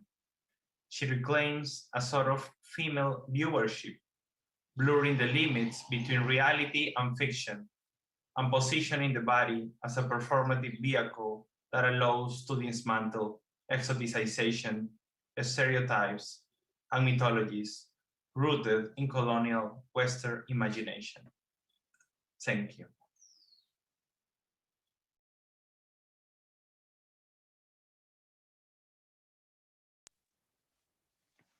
Yes, thank you so much, Miguel. That was a wonderful introduction to Cabeza's work for those of us who have not noticed them before. Wanted to uplift these ideas of countering exotification and dismantling stereotypes. How we as brown, Black, Indigenous folk in the world often invoke humor or satire to critique general understanding of our positions, of our histories, legacies, and also how that aesthetic tool historically has also been used to for safety reasons, to ward off further displacement. Ultimately, what you brought up was this quality of the authenticity of the tropics, which is often, like you said, based in a Western imagination, and therefore is not given its multiplicity. So when it comes to curator language and curation in general, it is dependent on these systems, these sites, to create cultural value of these works and introduce us to their value, which was a very, very important reminder. Similarly, I'd like to transition us to another conversation. In transparency, I unfortunately will have to leave after this introduction. But I thank you and I thank iBeam for inviting me yet again. It's been a pleasure to interact with all of these projects and these wonderful humans and their presentations. It's my pleasure to introduce a conversation between Julie Ricard and Juan Pablo Garcia Sosa. Julie is currently a Mozilla Fellow developing Eureka, a social network learning space that uses books and movies to promote critical thinking, informed awareness raising, and ultimately generate empathy to increase individual and collective engagement about key social issues. Prior to Mozilla, Julie was deputy director at the Think and Do Tank Data Pop Alliance, where she coordinated the organization's data for development research and capacity building activities in Latin America. Juan Pablo Garcia Sosa, JPEGs, is a Berlin-based Colombian designer, researcher, and artist, fascinated by the clash between emerging technologies and popular culture in tropical areas. His work explores the development of cultures, visions, and realities through the remix and reappropriation of technologies in the tropics. For Rapid Response, he has created Futura Tropica, an online and offline decentralized network exploring resource sharing, exchange, and distribution among territories of the tropical belt. And with that, we welcome Julie and Juan, aka JPEGs. Hello there, I'm Juan Pablo Garcia Sosa, or Juan Pablo JPEGs. Currently mid-brown skin, black hair. I was born in Colombia, I grew up in Bogota, between there and Berlin. And I'm happy to share with you the Futura Tropica Netroots. That is essentially an intertropical network of grassroots local networks connecting communities and networks of affection in Kinshasa, DR Congo, Bogota, Colombia, and Bengaluru in India. It is meant for the lateral exchange and flow of local resources, other forms of knowledges, designs, and technologies from a tropicus perspective. Here we like to play with the etymology of the word tropics. In ancient Greek is tropikos and it means to turn. And we would like to see how this tropical turn manifests in the redefinition of our understanding of the tropics, a region that has historically been undervalued, exploited, and over-exoticized, and see how we start redefining it in our own terms, undoubtedly by sharing the differences that at the end of the day make us the same, relating to this idea of the tropical resilience and this elasticity and ability to turn around the pulses of both our natural and artificial environments. By doing this, I start blowing the cloud of globalism and start nourishing our roots and see how we can connect through them and relate rhizomatically to each other, relate laterally towards each other. Thank you, iBeam, for all your support. We're very grateful. We're very much looking forward to this intertropical conversation and cooking together. Thank you very much. See you in the future. Ciao.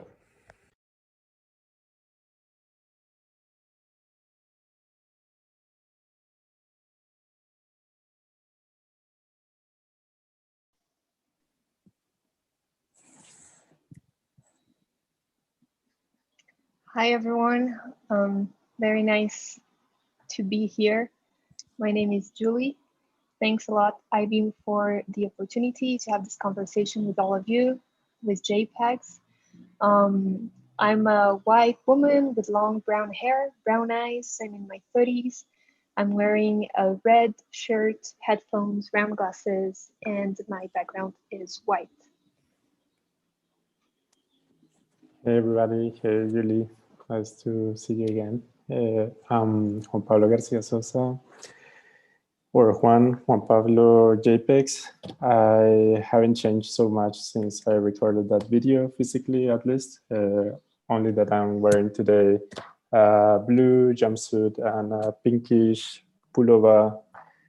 I guess I'm ready to jump into this conversation together with Julie.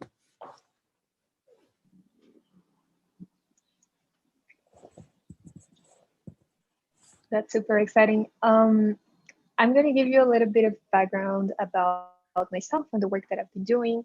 And I was born and raised in Sao Paulo in Brazil. I'm currently living in Mexico City, which is where I'm speaking with you from. And my background is actually in international relations and gender studies. I have been working at the intersection of the so-called tech for social good field for a few years now. And as Jerome's kind introduction mentioned, I'm currently a fellow with the Mozilla Foundation, and I'm developing a new social network, which is called Eureka. And we'll get back to what it means and where the inspiration comes from. But here, I'm gonna share my screen with you to illustrate a little bit. And basically, Eureka builds upon the features from existing social networks that we all know and a lot of us use. And these features are, for example, user content production, being able to share content, to exchange and chat with other people. But all of that is really designed to lead to meaningful conversations and exchange online, and hopefully to what we call Eureka moments, right? So here you can see on my screen just an MVP of the platform, actually, which is to be launched in March, on March 8th this year, so next month. And we have content organized under a mosaic that displays different types of works, right? So we have, for example, works from Mexican author from Chiapas called Miquel Ruiz. We have novels from Brazil, from Mexico, etc. And one of the main functionalities of Eureka is the possibility to create thematic cycles. So here on my left, on my right, you can see a screenshot of what a thematic cycle looks like. And this is basically a creation of content about a specific topic that any user can make, right? For now, the types of works that are supported by this platform are books and movies, documentaries.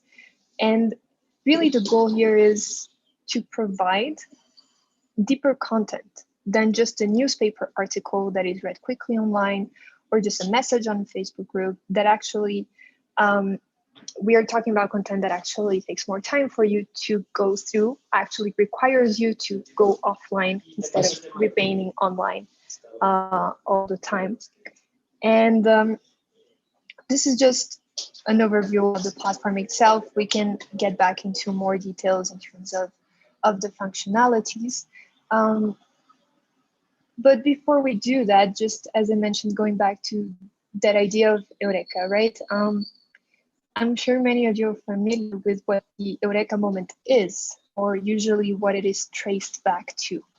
And the tale that is told around the Eureka moment is that it is a moment where Archimedes found what is today known as one of his principles of Archimedes, which is the buoyancy law.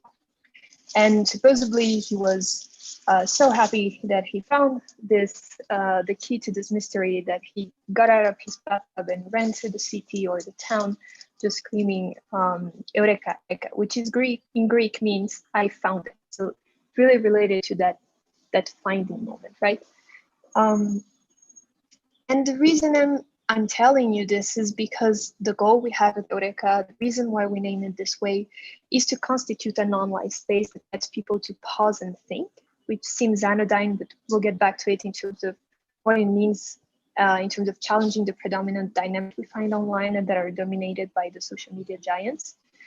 And what we really want to do is get people to interact with some deeper content and get them to think, and hopefully to have what we're calling an Eureka moment.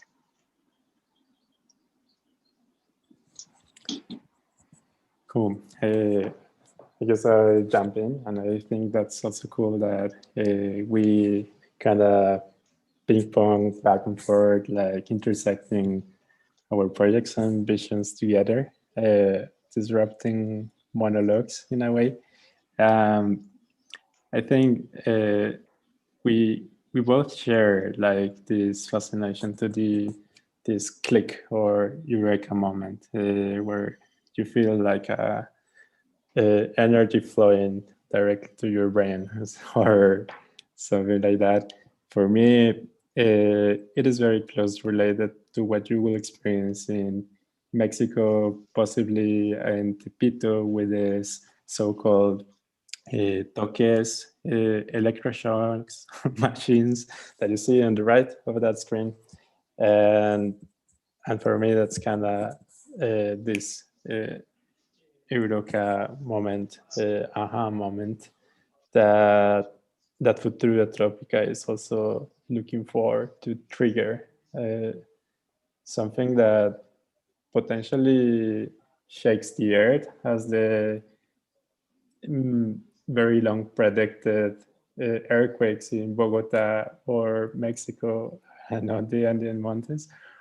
Something that puts your world upside down and potentially helps you to see things in another perspective by being upside down. What do you think, Julie, of this? I think that's a perfect segue into another point that we have been discussing, right? And that we realized is an intersection of our works. So a moment ago, I mentioned that just the fact that to conceive an online space that is meant to have people to pause and think and actually go offline to kind of consume the content that they're supposed to look at is in a way a challenge to the current dynamics of the internet. And here I want to put kind of a provocative question. On the right here, you see on the right of this map, there is a screenshot of a list with pictures, headshots, and names. Those are the richest people on Earth today in this year, 2021. Those are actually all men, mostly white Western men. And the majority of them works in internet, in the tech industry. And they're representing what we call GAFA, Google, Apple, Facebook, Amazon, among others. And one of the things I wanted to put here is, could we say that those giants of the internet that dominate the internet today are our current cultural hegemony? And cultural hegemony is a terminology that I'm borrowing from a Marxist philosopher. And that really refers to this idea of domination of a culturally diverse society by the ruling class, which manipulates the culture of that society, right? And what if we take the example of some of the big social networks like Facebook that has billions and billions of users and is made, conceived, and mostly managed by white men and women, but mostly white men in Silicon Valley, right? Of course, they have their offices across the world, but there are a series of issues that we have been seeing that arise from the fact that Facebook belongs and was conceived by who it is.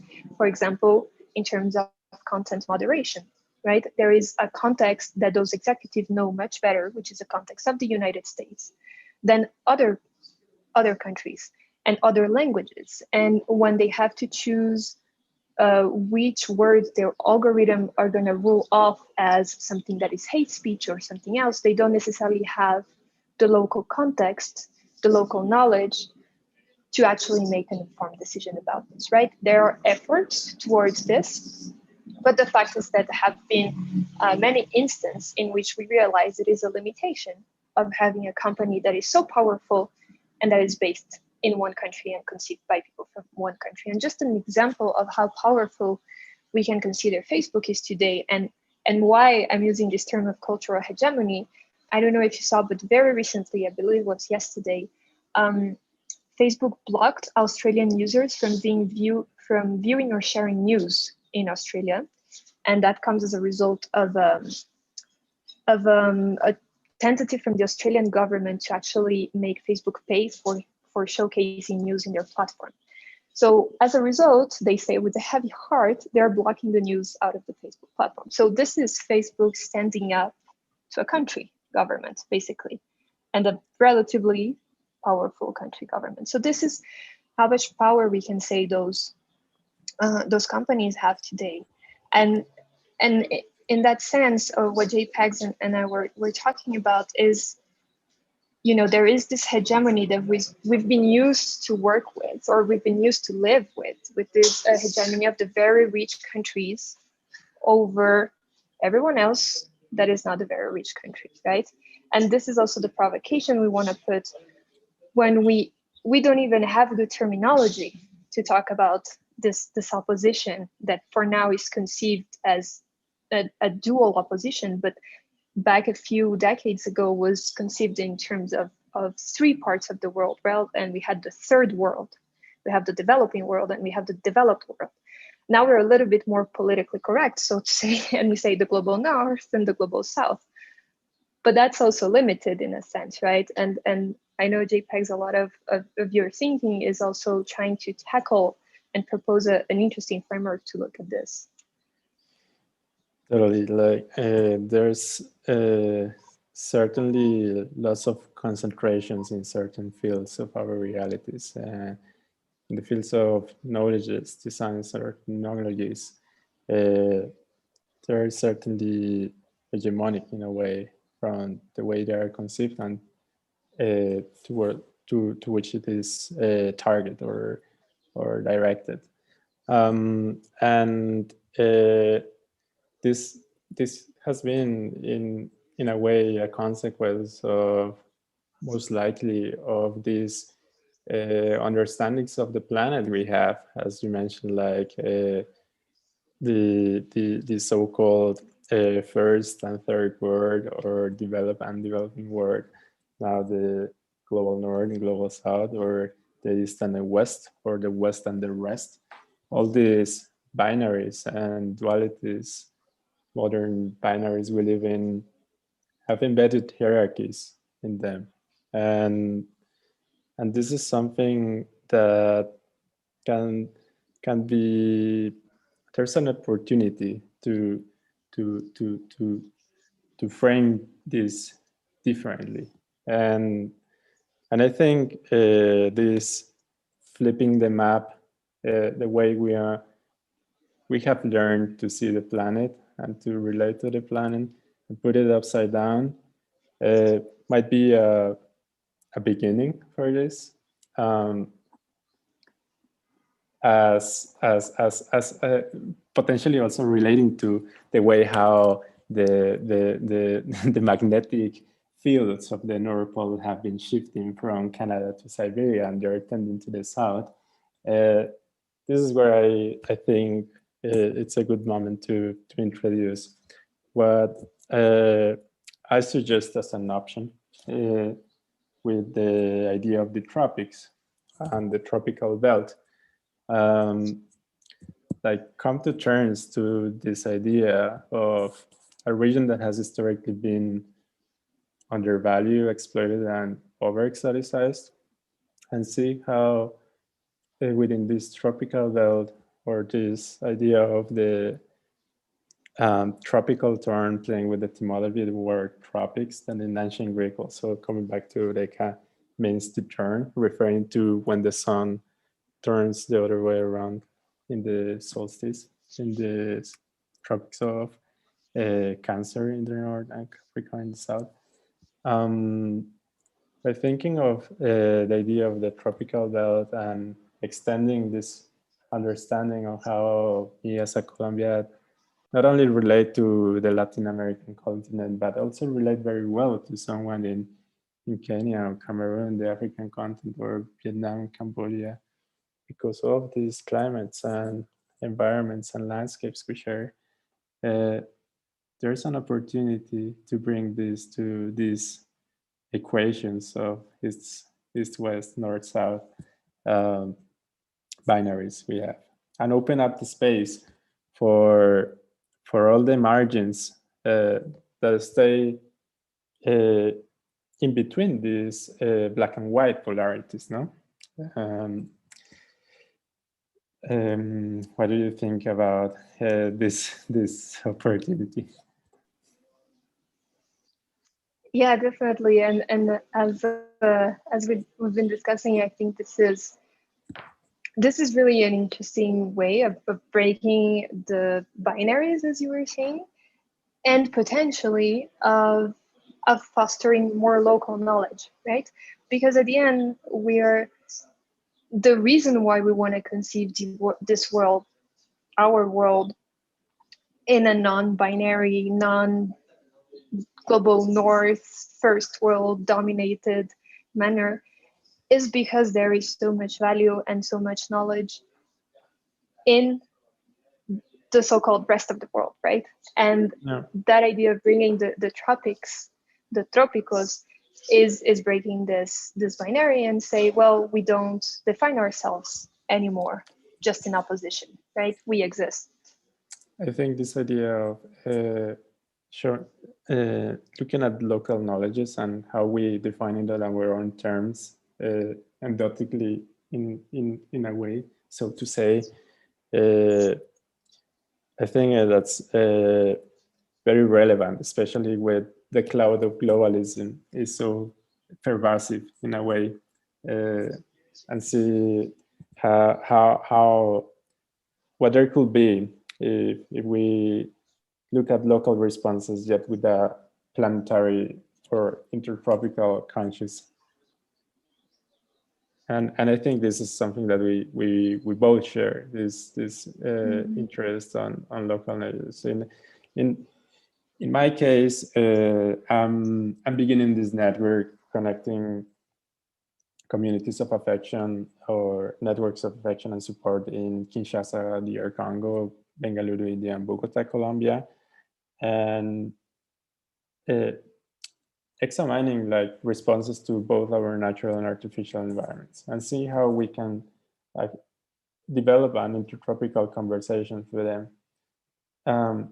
I think also coming back to the proposals of Eureka, it's interesting how you can create content, also not only books, like the traditional idea of what knowledge is. No, for instance, we have in Spanish this word saberes that in English it maybe isn't there, and that's why I purposefully say knowledges in plural, going against grammar. Because there are other forms that have been disregarded and invisibilized then, and I think that's interesting how in Eureka there's this exploration of other media or other literacy, not only through what is written in the books or what we can rewrite or rescript in them. As and that's USB sticks, just to finish with that. No, that you're totally right, and that's one of the premises actually. And we're starting with books and movies and documentaries. This is a very specific type of content. Hopefully, further ahead we can expand to other types of content too. For example, in Latin America, one fundamental vector of culture, of knowledge, of thinking about society are telenovelas, right? They're hugely popular. They are watched by millions. Potentially, they're across all social classes, often across gender and other aspects that usually create those subgroups of population, right? And there's a lot of knowledge that is, or as you say, saberes, that are embedded in those telenovelas. Sometimes they're very caricatural, but they have been making efforts, and they are a means of communication that is accessed by people, right? And that's one of the key aspects of how to reach people. I think that's super interesting that you brought that to the table, considering that Colombia makes proud of exporting many telenovelas, and we have these dynamics of like broadcasting telenovelas audio in radio programs, so you could watch the telenovela outside of a bakery or a shop if you don't have a TV, so you can go somewhere. And this is something that is particularly interesting in the Futura Tropica project, like how can we engage in street level with like with a big amount of the population, no? Like get rid of all this jargon from academia and technology, and touch people to some extent with these cultural imaginaries, that group of cultural imaginaries that are present collectively in our minds and our aspirations and dreams. No, I think that's very interesting to explore. Also, like considering how they are being shared now in WhatsApp series or telenovelas, or in India with morning messages that break the internet. But never mind. Let's go again to but what do you actually think of, like, formats as well? Like so Eureka is a website. So from what I get, and so people will have access to this database or this library, or how you call that, la alacena, a spice library. Grocery, exactly the grocery thing. What other forms we could think of, like that are already present actually in our realities in Brazil or in Mexico, or all the way to Vietnam? Yeah, that's a great point, because we know the limitations of the web, right? And especially the web that is accessed through a computer. In many parts of the world, the primary means to access the internet is a cell phone, actually, right? Which usually is cheaper and therefore is more widespread. So a very basic and initial answer is we're starting with desktop for, resource reasons, etc. But there's already a mobile version of the platform that is designed, and that as soon as we get the resources, we're going to be implementing based on that premise, right? That we know that talking about people that have access to the internet and have the digital literacy to have access to this content is already reducing our potential audience, right? And people that could benefit from this, because we know not everybody has access to the internet or is digital literate. But that's how we're starting. And definitely ahead, actually, one of the inspirations of Eureka is the book clubs, right? That a lot of people that I know in my circle participate in book clubs and get a lot out of this. And those book clubs have very different formats, and they can actually be assimilated to gatherings of people that are interested about a similar topic, a topic that transcends their reality, their society, that want to exchange about others and start building this collective knowledge that hopefully can lead to an Eureka moment, can lead to seeing the world a little bit differently, right? And the aspect of being able to exchange with others is also fundamental. So of course, we're in the middle of the pandemic. Some countries are still under full lockdown. So this comes with a lot of restrictions in terms of what we can do in the near future. We're starting with the digital platform, but further ahead, maybe it could be an excuse for also people to have more in-person meetings, right? And asked around this idea of, okay, we want to understand better our own reality. We want to give more visibility to the knowledge and the contents that we know exist, because right, there are other types of content than books and movies. But even if you take books and movies, for example, there is also a lot of asymmetry between the type of content that people usually access, right? I make this exercise, like myself, on a personal level, that I really try to read when let's say I read 15 books in a year. I really try to choose books also that come from non-white Western authors, to have diversity in my own reading. And making that effort consciously, right?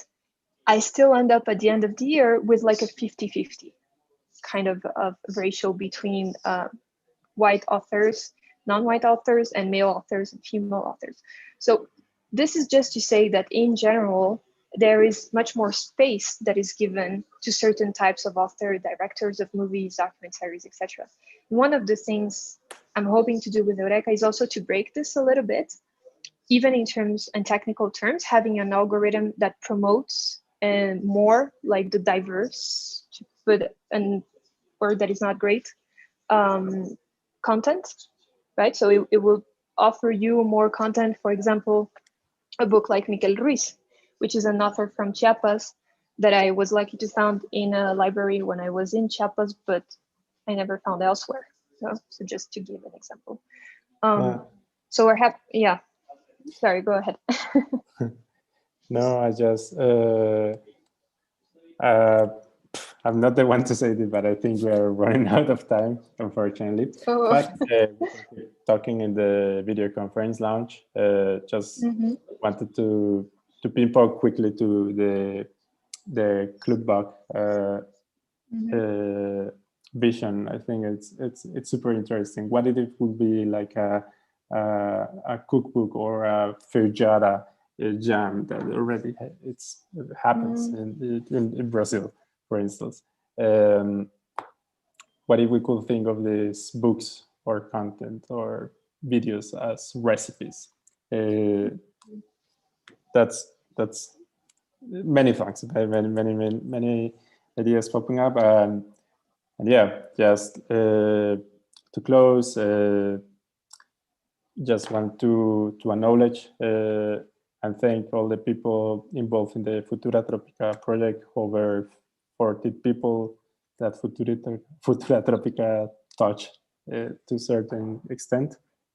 I'm very happy about this, both the physical distribution possibilities and the intertropical private local network for this lateral flow of knowledges, science and technologies. Thanks, Julie. I don't know if someone is coming in to close this, but I guess we just say goodbye or something like that. Thank you, JPEGs. And same way, as it was a pleasure having this conversation. Thank you to the IBEAM team for the invitation. And I'm available to longer chats. Yeah. Or if anyone has a question, we have also a website about eureka.club that you can take a look at. Thank you so much, Julie and JPEGs. It's so wonderful to hear all the connections between your individual projects, and really looking forward to hearing how this conversation develops.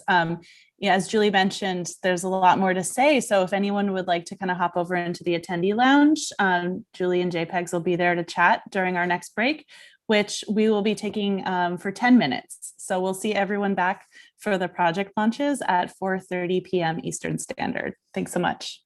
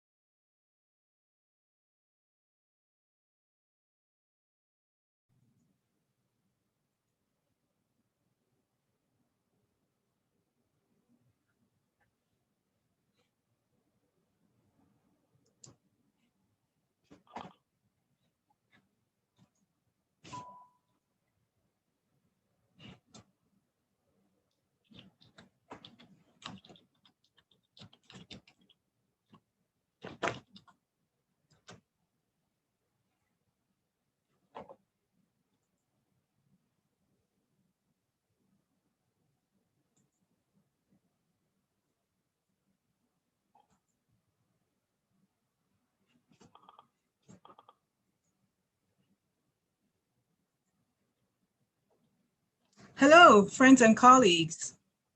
Welcome back from the break. My name is Kemi Ukadike, Project Manager of the Rapid Response Fellowship here at IB. I have been working with each of these artists on the development of their truly groundbreaking projects over the past 8 to 9 months. My pronouns are she, her, and hers. And I'd like to describe myself.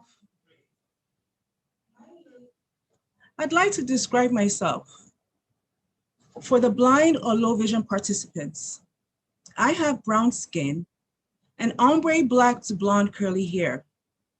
I have an oval face and I'm wearing large geometric framed clear yellow glasses. I am wearing a pink and orange jacket, a white lace turtleneck, and gold earrings.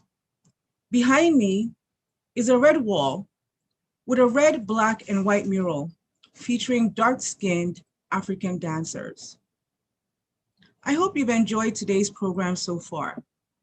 Thanks to our speakers who have discussed topics such as sustainability, solar energy, intermittency, scale, global connections, new internet hegemonies, Black and white polarities, and the pluriverse. Now, after an inspiring afternoon of discussion, Solar Protocol and Juan Pablo Garcia Sosa, also known as JPEGs, will be launching the projects that they've been developing throughout their fellowship here at IB. We are excited to share these works with you all today for the first time. These are both non-linear projects. When I first met Solar Protocol as project manager, I recognized Benedetta because I took a physical computing class she taught at NYU. While I'm yet to take classes with the other professors in the group, I'm seriously thinking about Tega Brain's designing the post-natural class, also taught at NYU. Juan's nonlinear curation of tropical hacks, objects, and media placed in a mycelium-inspired network is not only beautiful, but thought-provoking as well. Solar Protocol will host a live stream workshop. Here, they will explore the possibilities for intermittent internet systems and sun worship. They will also present a walkthrough of their solar network. Captions and ASL will be provided. In addition, JPEGs will unveil his Futura Tropicals platform. We will also view performances by Meridian Brothers from Bogota and Timbela Batimela Yo from Kinshasa. I suggest visiting JPEG's Futura Tropical Network while listening to the musical performances as a soundtrack. Captions and ASL will be provided. Both projects will be launching for the rest of the program until 6 p.m. So if you're not participating in the workshop, we encourage you to move back and forth between the two at your own pace. And you can always return to both the Solar Protocol and Futura Tropicals platforms through the From the Rupture Hub site at your leisure.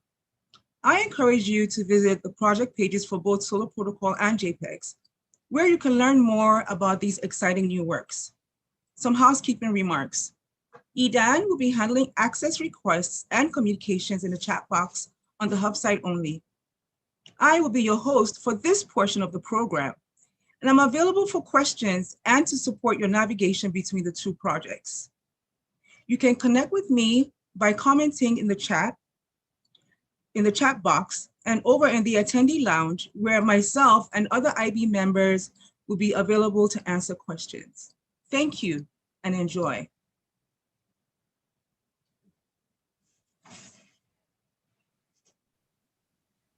Hi, I'm Tega Brain.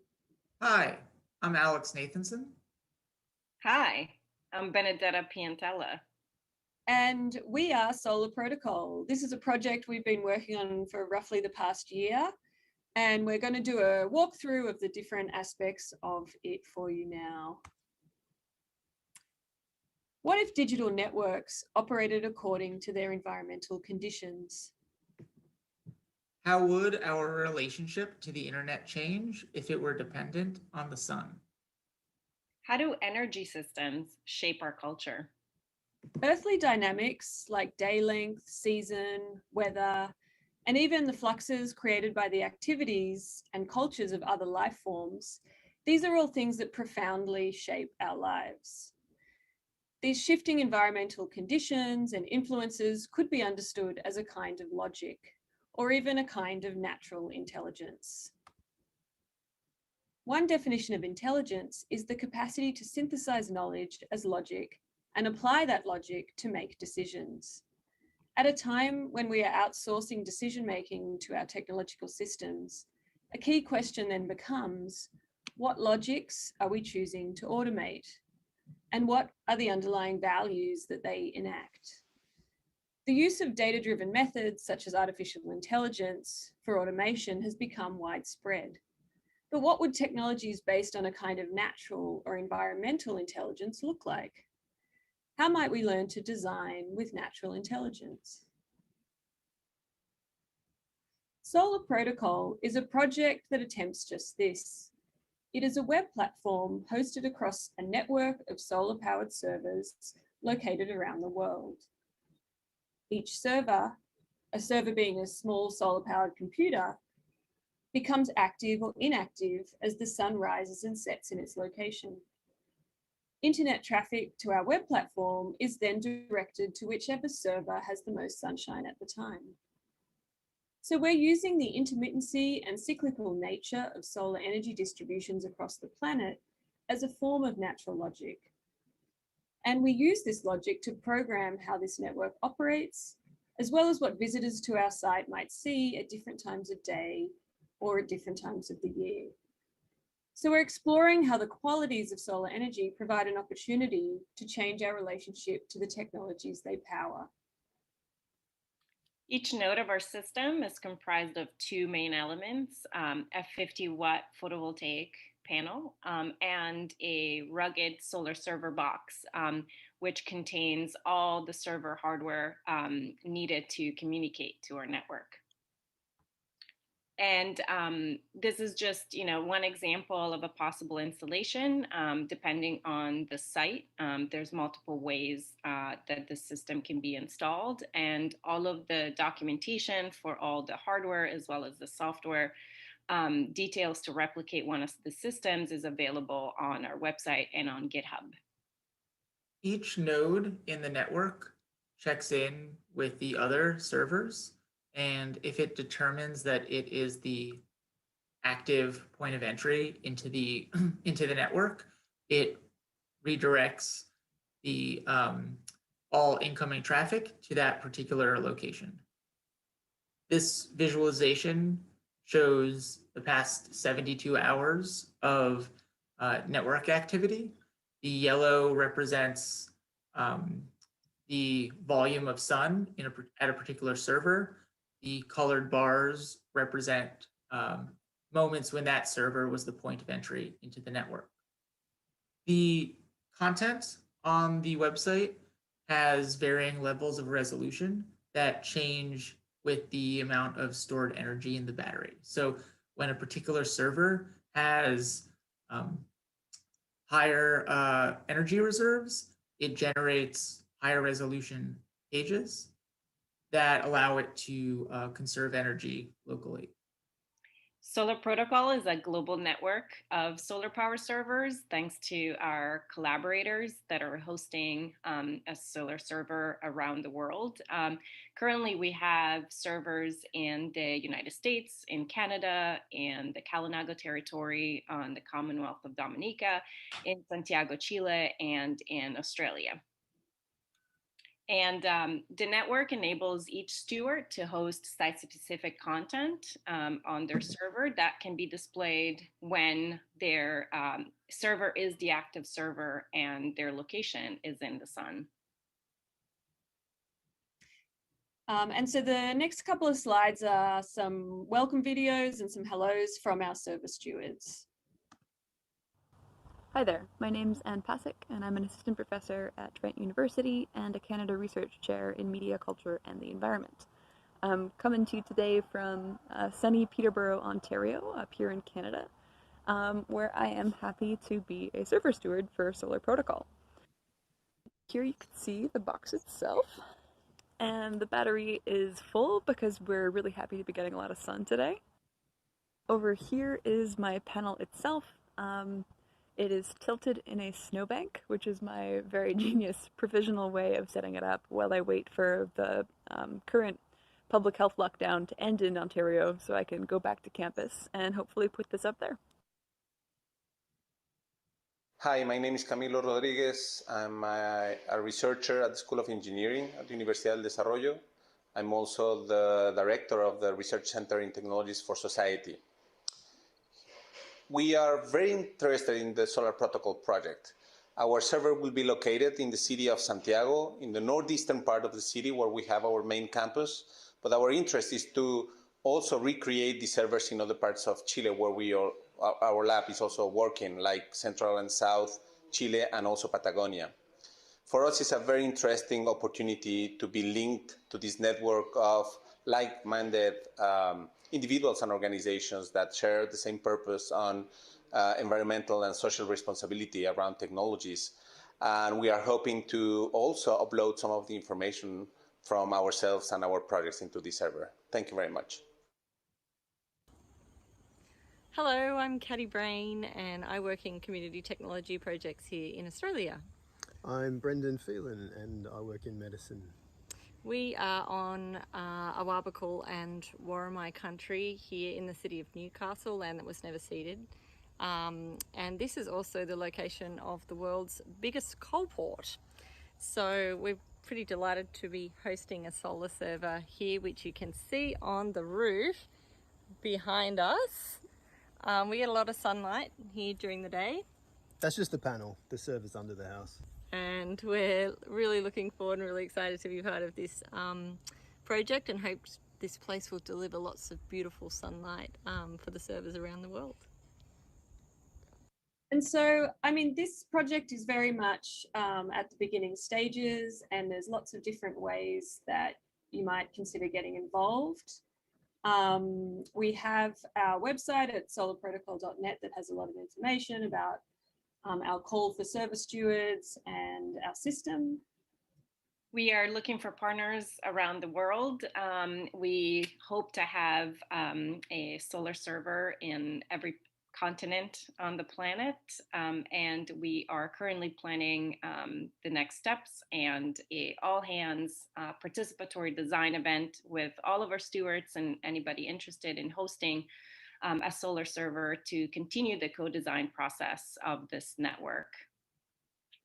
There are a lot of potential ways to get involved, from hosting servers to participating in workshops. We also have an API where a lot of the data from our servers is available and publicly accessible. And yeah, we just really want to thank iBeam for the support for this project and for helping us get to this stage and get it off the ground. We really, really appreciate it. And thank you so much to all of our stewards and hosts around the world for participating in this project. And thanks to the other iBeam fellows. It's been really wonderful to work with everyone over the last few months.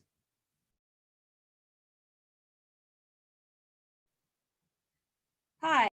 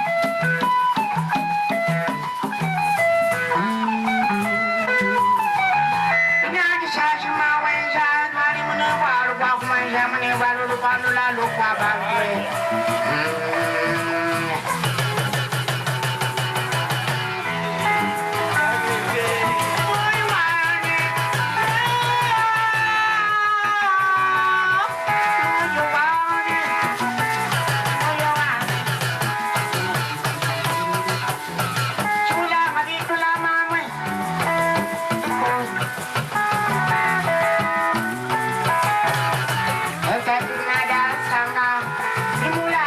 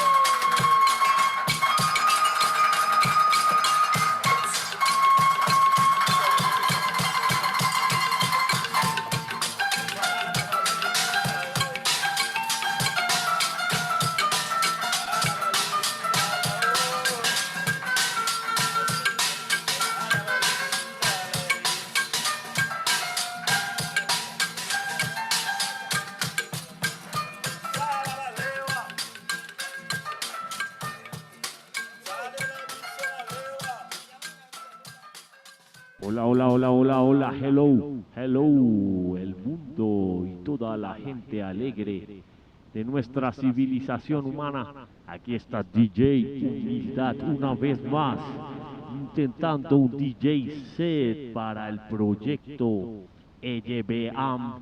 Gracias por la invitación.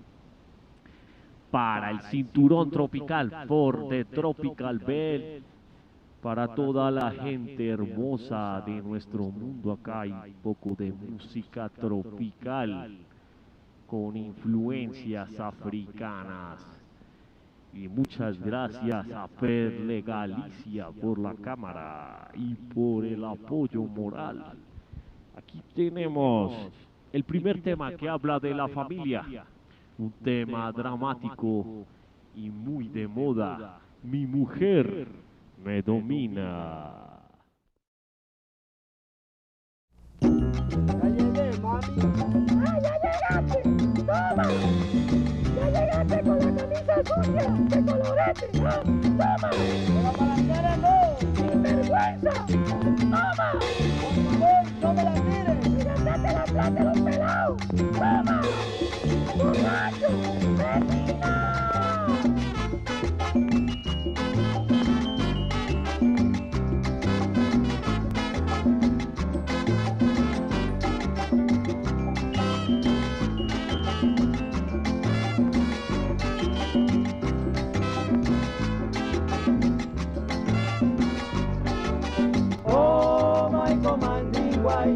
He want to restore my life. Oh, my commanding wife. He want to restore my life. Oh, ah, oh, ah, oh, ah, oh, ah. Every day I go and pray. This time I will go away. Every day I go and pray. This time I will go away. Oh, ah, oh, ah, oh, ah, oh, ah.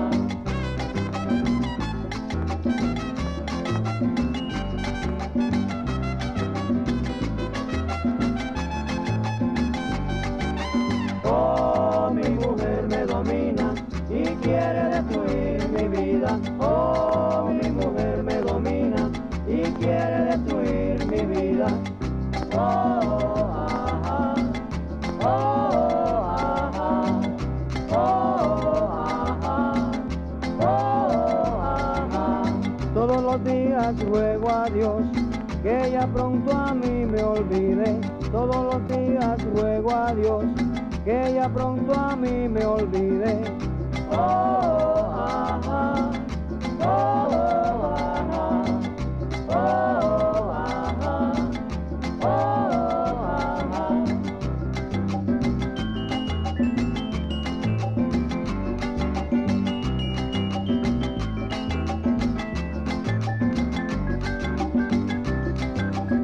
Parece mentira que tenemos 19 años de mujer y no ha cambiado nada. Ahora mismo me voy donde mi mamá. Ay, vecina, este es sinvergüenza. Ay,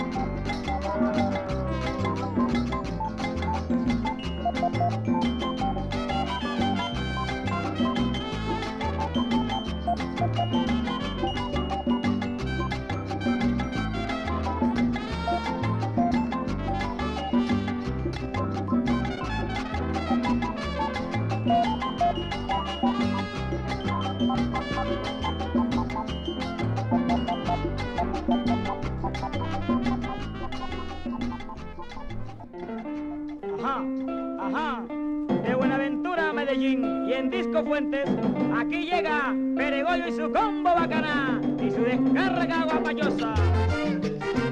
Óyelo.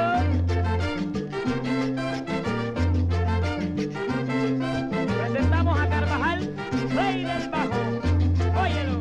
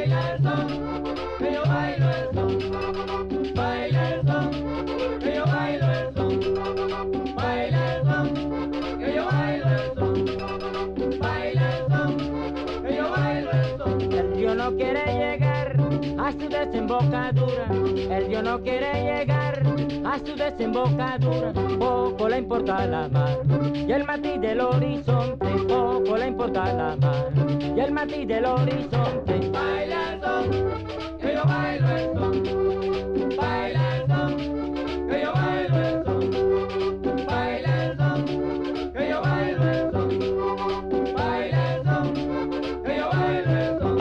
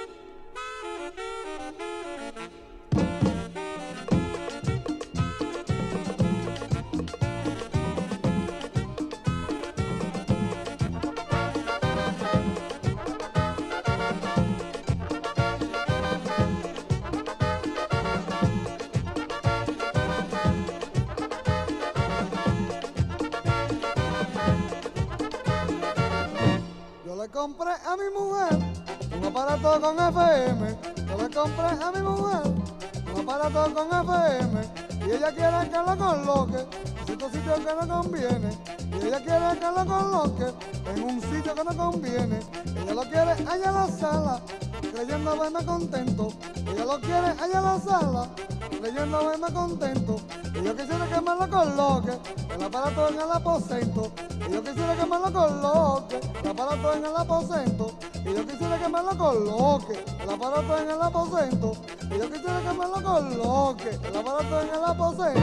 Yo lo coloco. Y ella lo quita. Yo lo coloco. Y ella lo quita. Yo lo coloco. Y ella lo quita. Yo lo coloco. Y ella lo quita. Yo lo coloco. Y ella lo quita. Yo lo coloco. Y ella lo quita. Yo lo coloco. Que lo coloco. Que lo coloco. Yo lo coloco. Yo lo coloco. Que lo coloco. Que lo coloco. Que lo coloco. Sí, baby, yo lo coloco.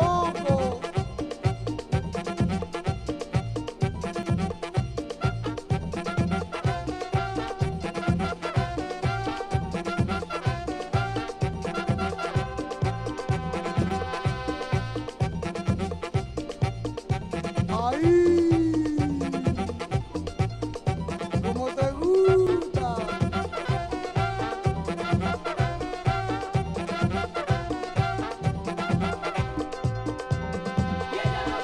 Yo lo coloco. Yo lo coloco. Yo lo coloco. Yo lo coloco. Lo coloco. Lo coloco. Yo lo coloco. Yo lo coloco. Yo lo coloco. Yo lo coloco. Lo coloco. Lo coloco. Yo lo coloco y vine a colocarlo aquí en Nueva York. Ahí.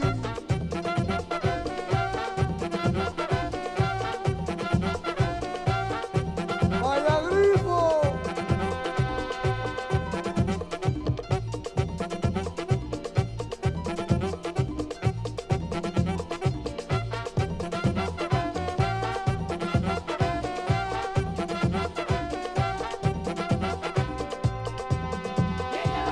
Yo lo coloco.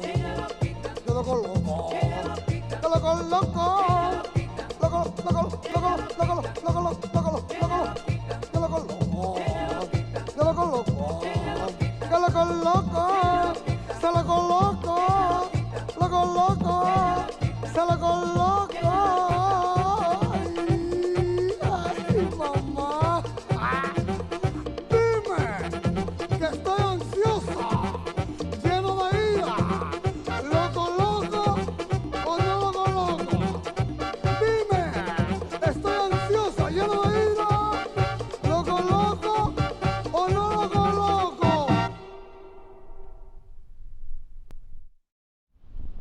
Bueno, y aquí estaba el DJ Humildad dándole al público maravilloso las mejores tonadas de nuestro bello folclore, de nuestras hermosas melodías latinoamericanas, latinas, caribeñas, y con un tema muy recurrente, la familia.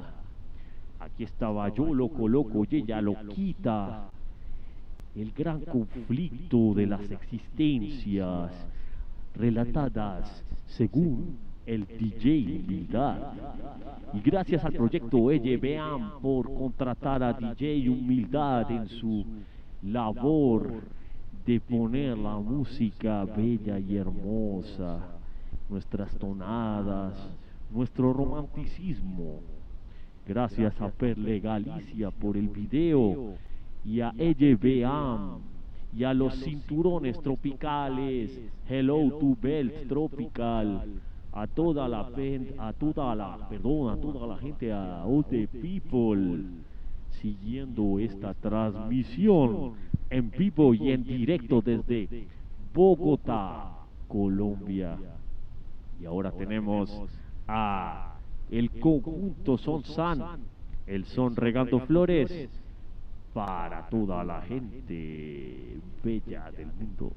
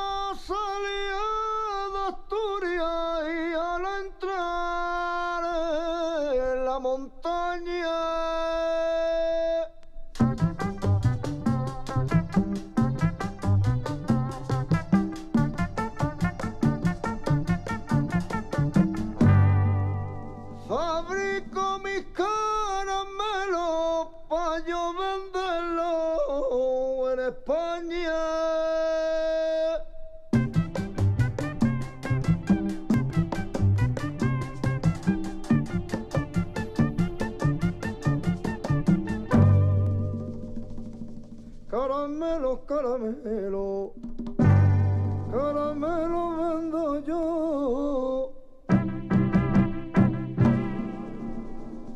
Caramelo, caramelo, caramelo vendo yo.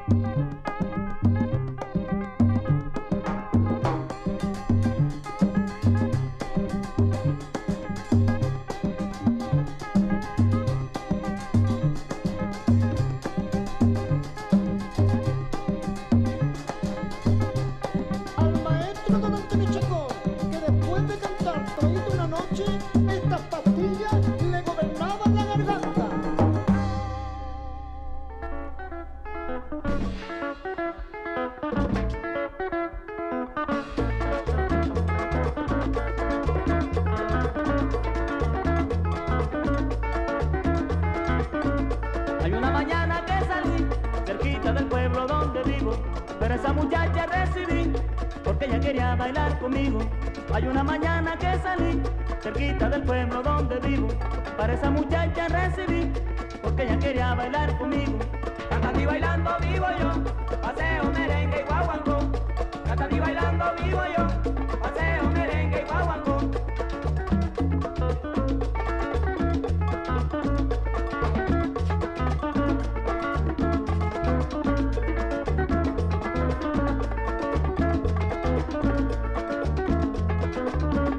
Ay, esa muchacha linda y bella, la llevo dentro del pensamiento, porque ella me hizo una promesa que hace pocos días se llevó el viento. Ay, esa muchacha linda y bella, la llevo prendida al pensamiento, porque ella me hizo una promesa que hace pocos días se llevó el viento. Cantando y bailando vivo yo, paseo, merengue y guaguancó. Cantando y bailando vivo yo, paseo, merengue y guaguancó.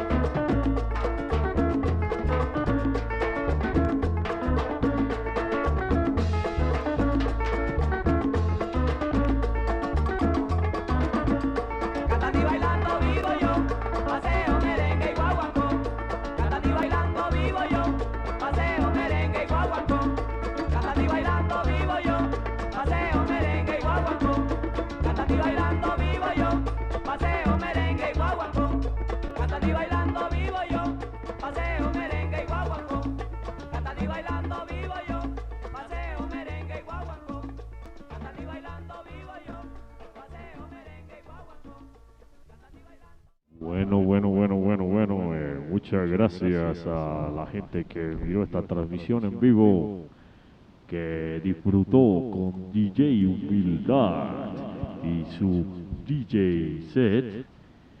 Gracias al proyecto EDBA, Redes Tropicales, el Cinturón Tropical, el Congo, la India, Bogotá, Tropical Bell, y para la people que disfrutó este DJ set, muchas gracias de nuevo, les dice DJ Humildad, representante de Meridian Brothers. Gracias a Perle Galicia por la cámara y por el apoyo. Y nos vemos en una siguiente ocasión con DJ Humildad. Bye bye.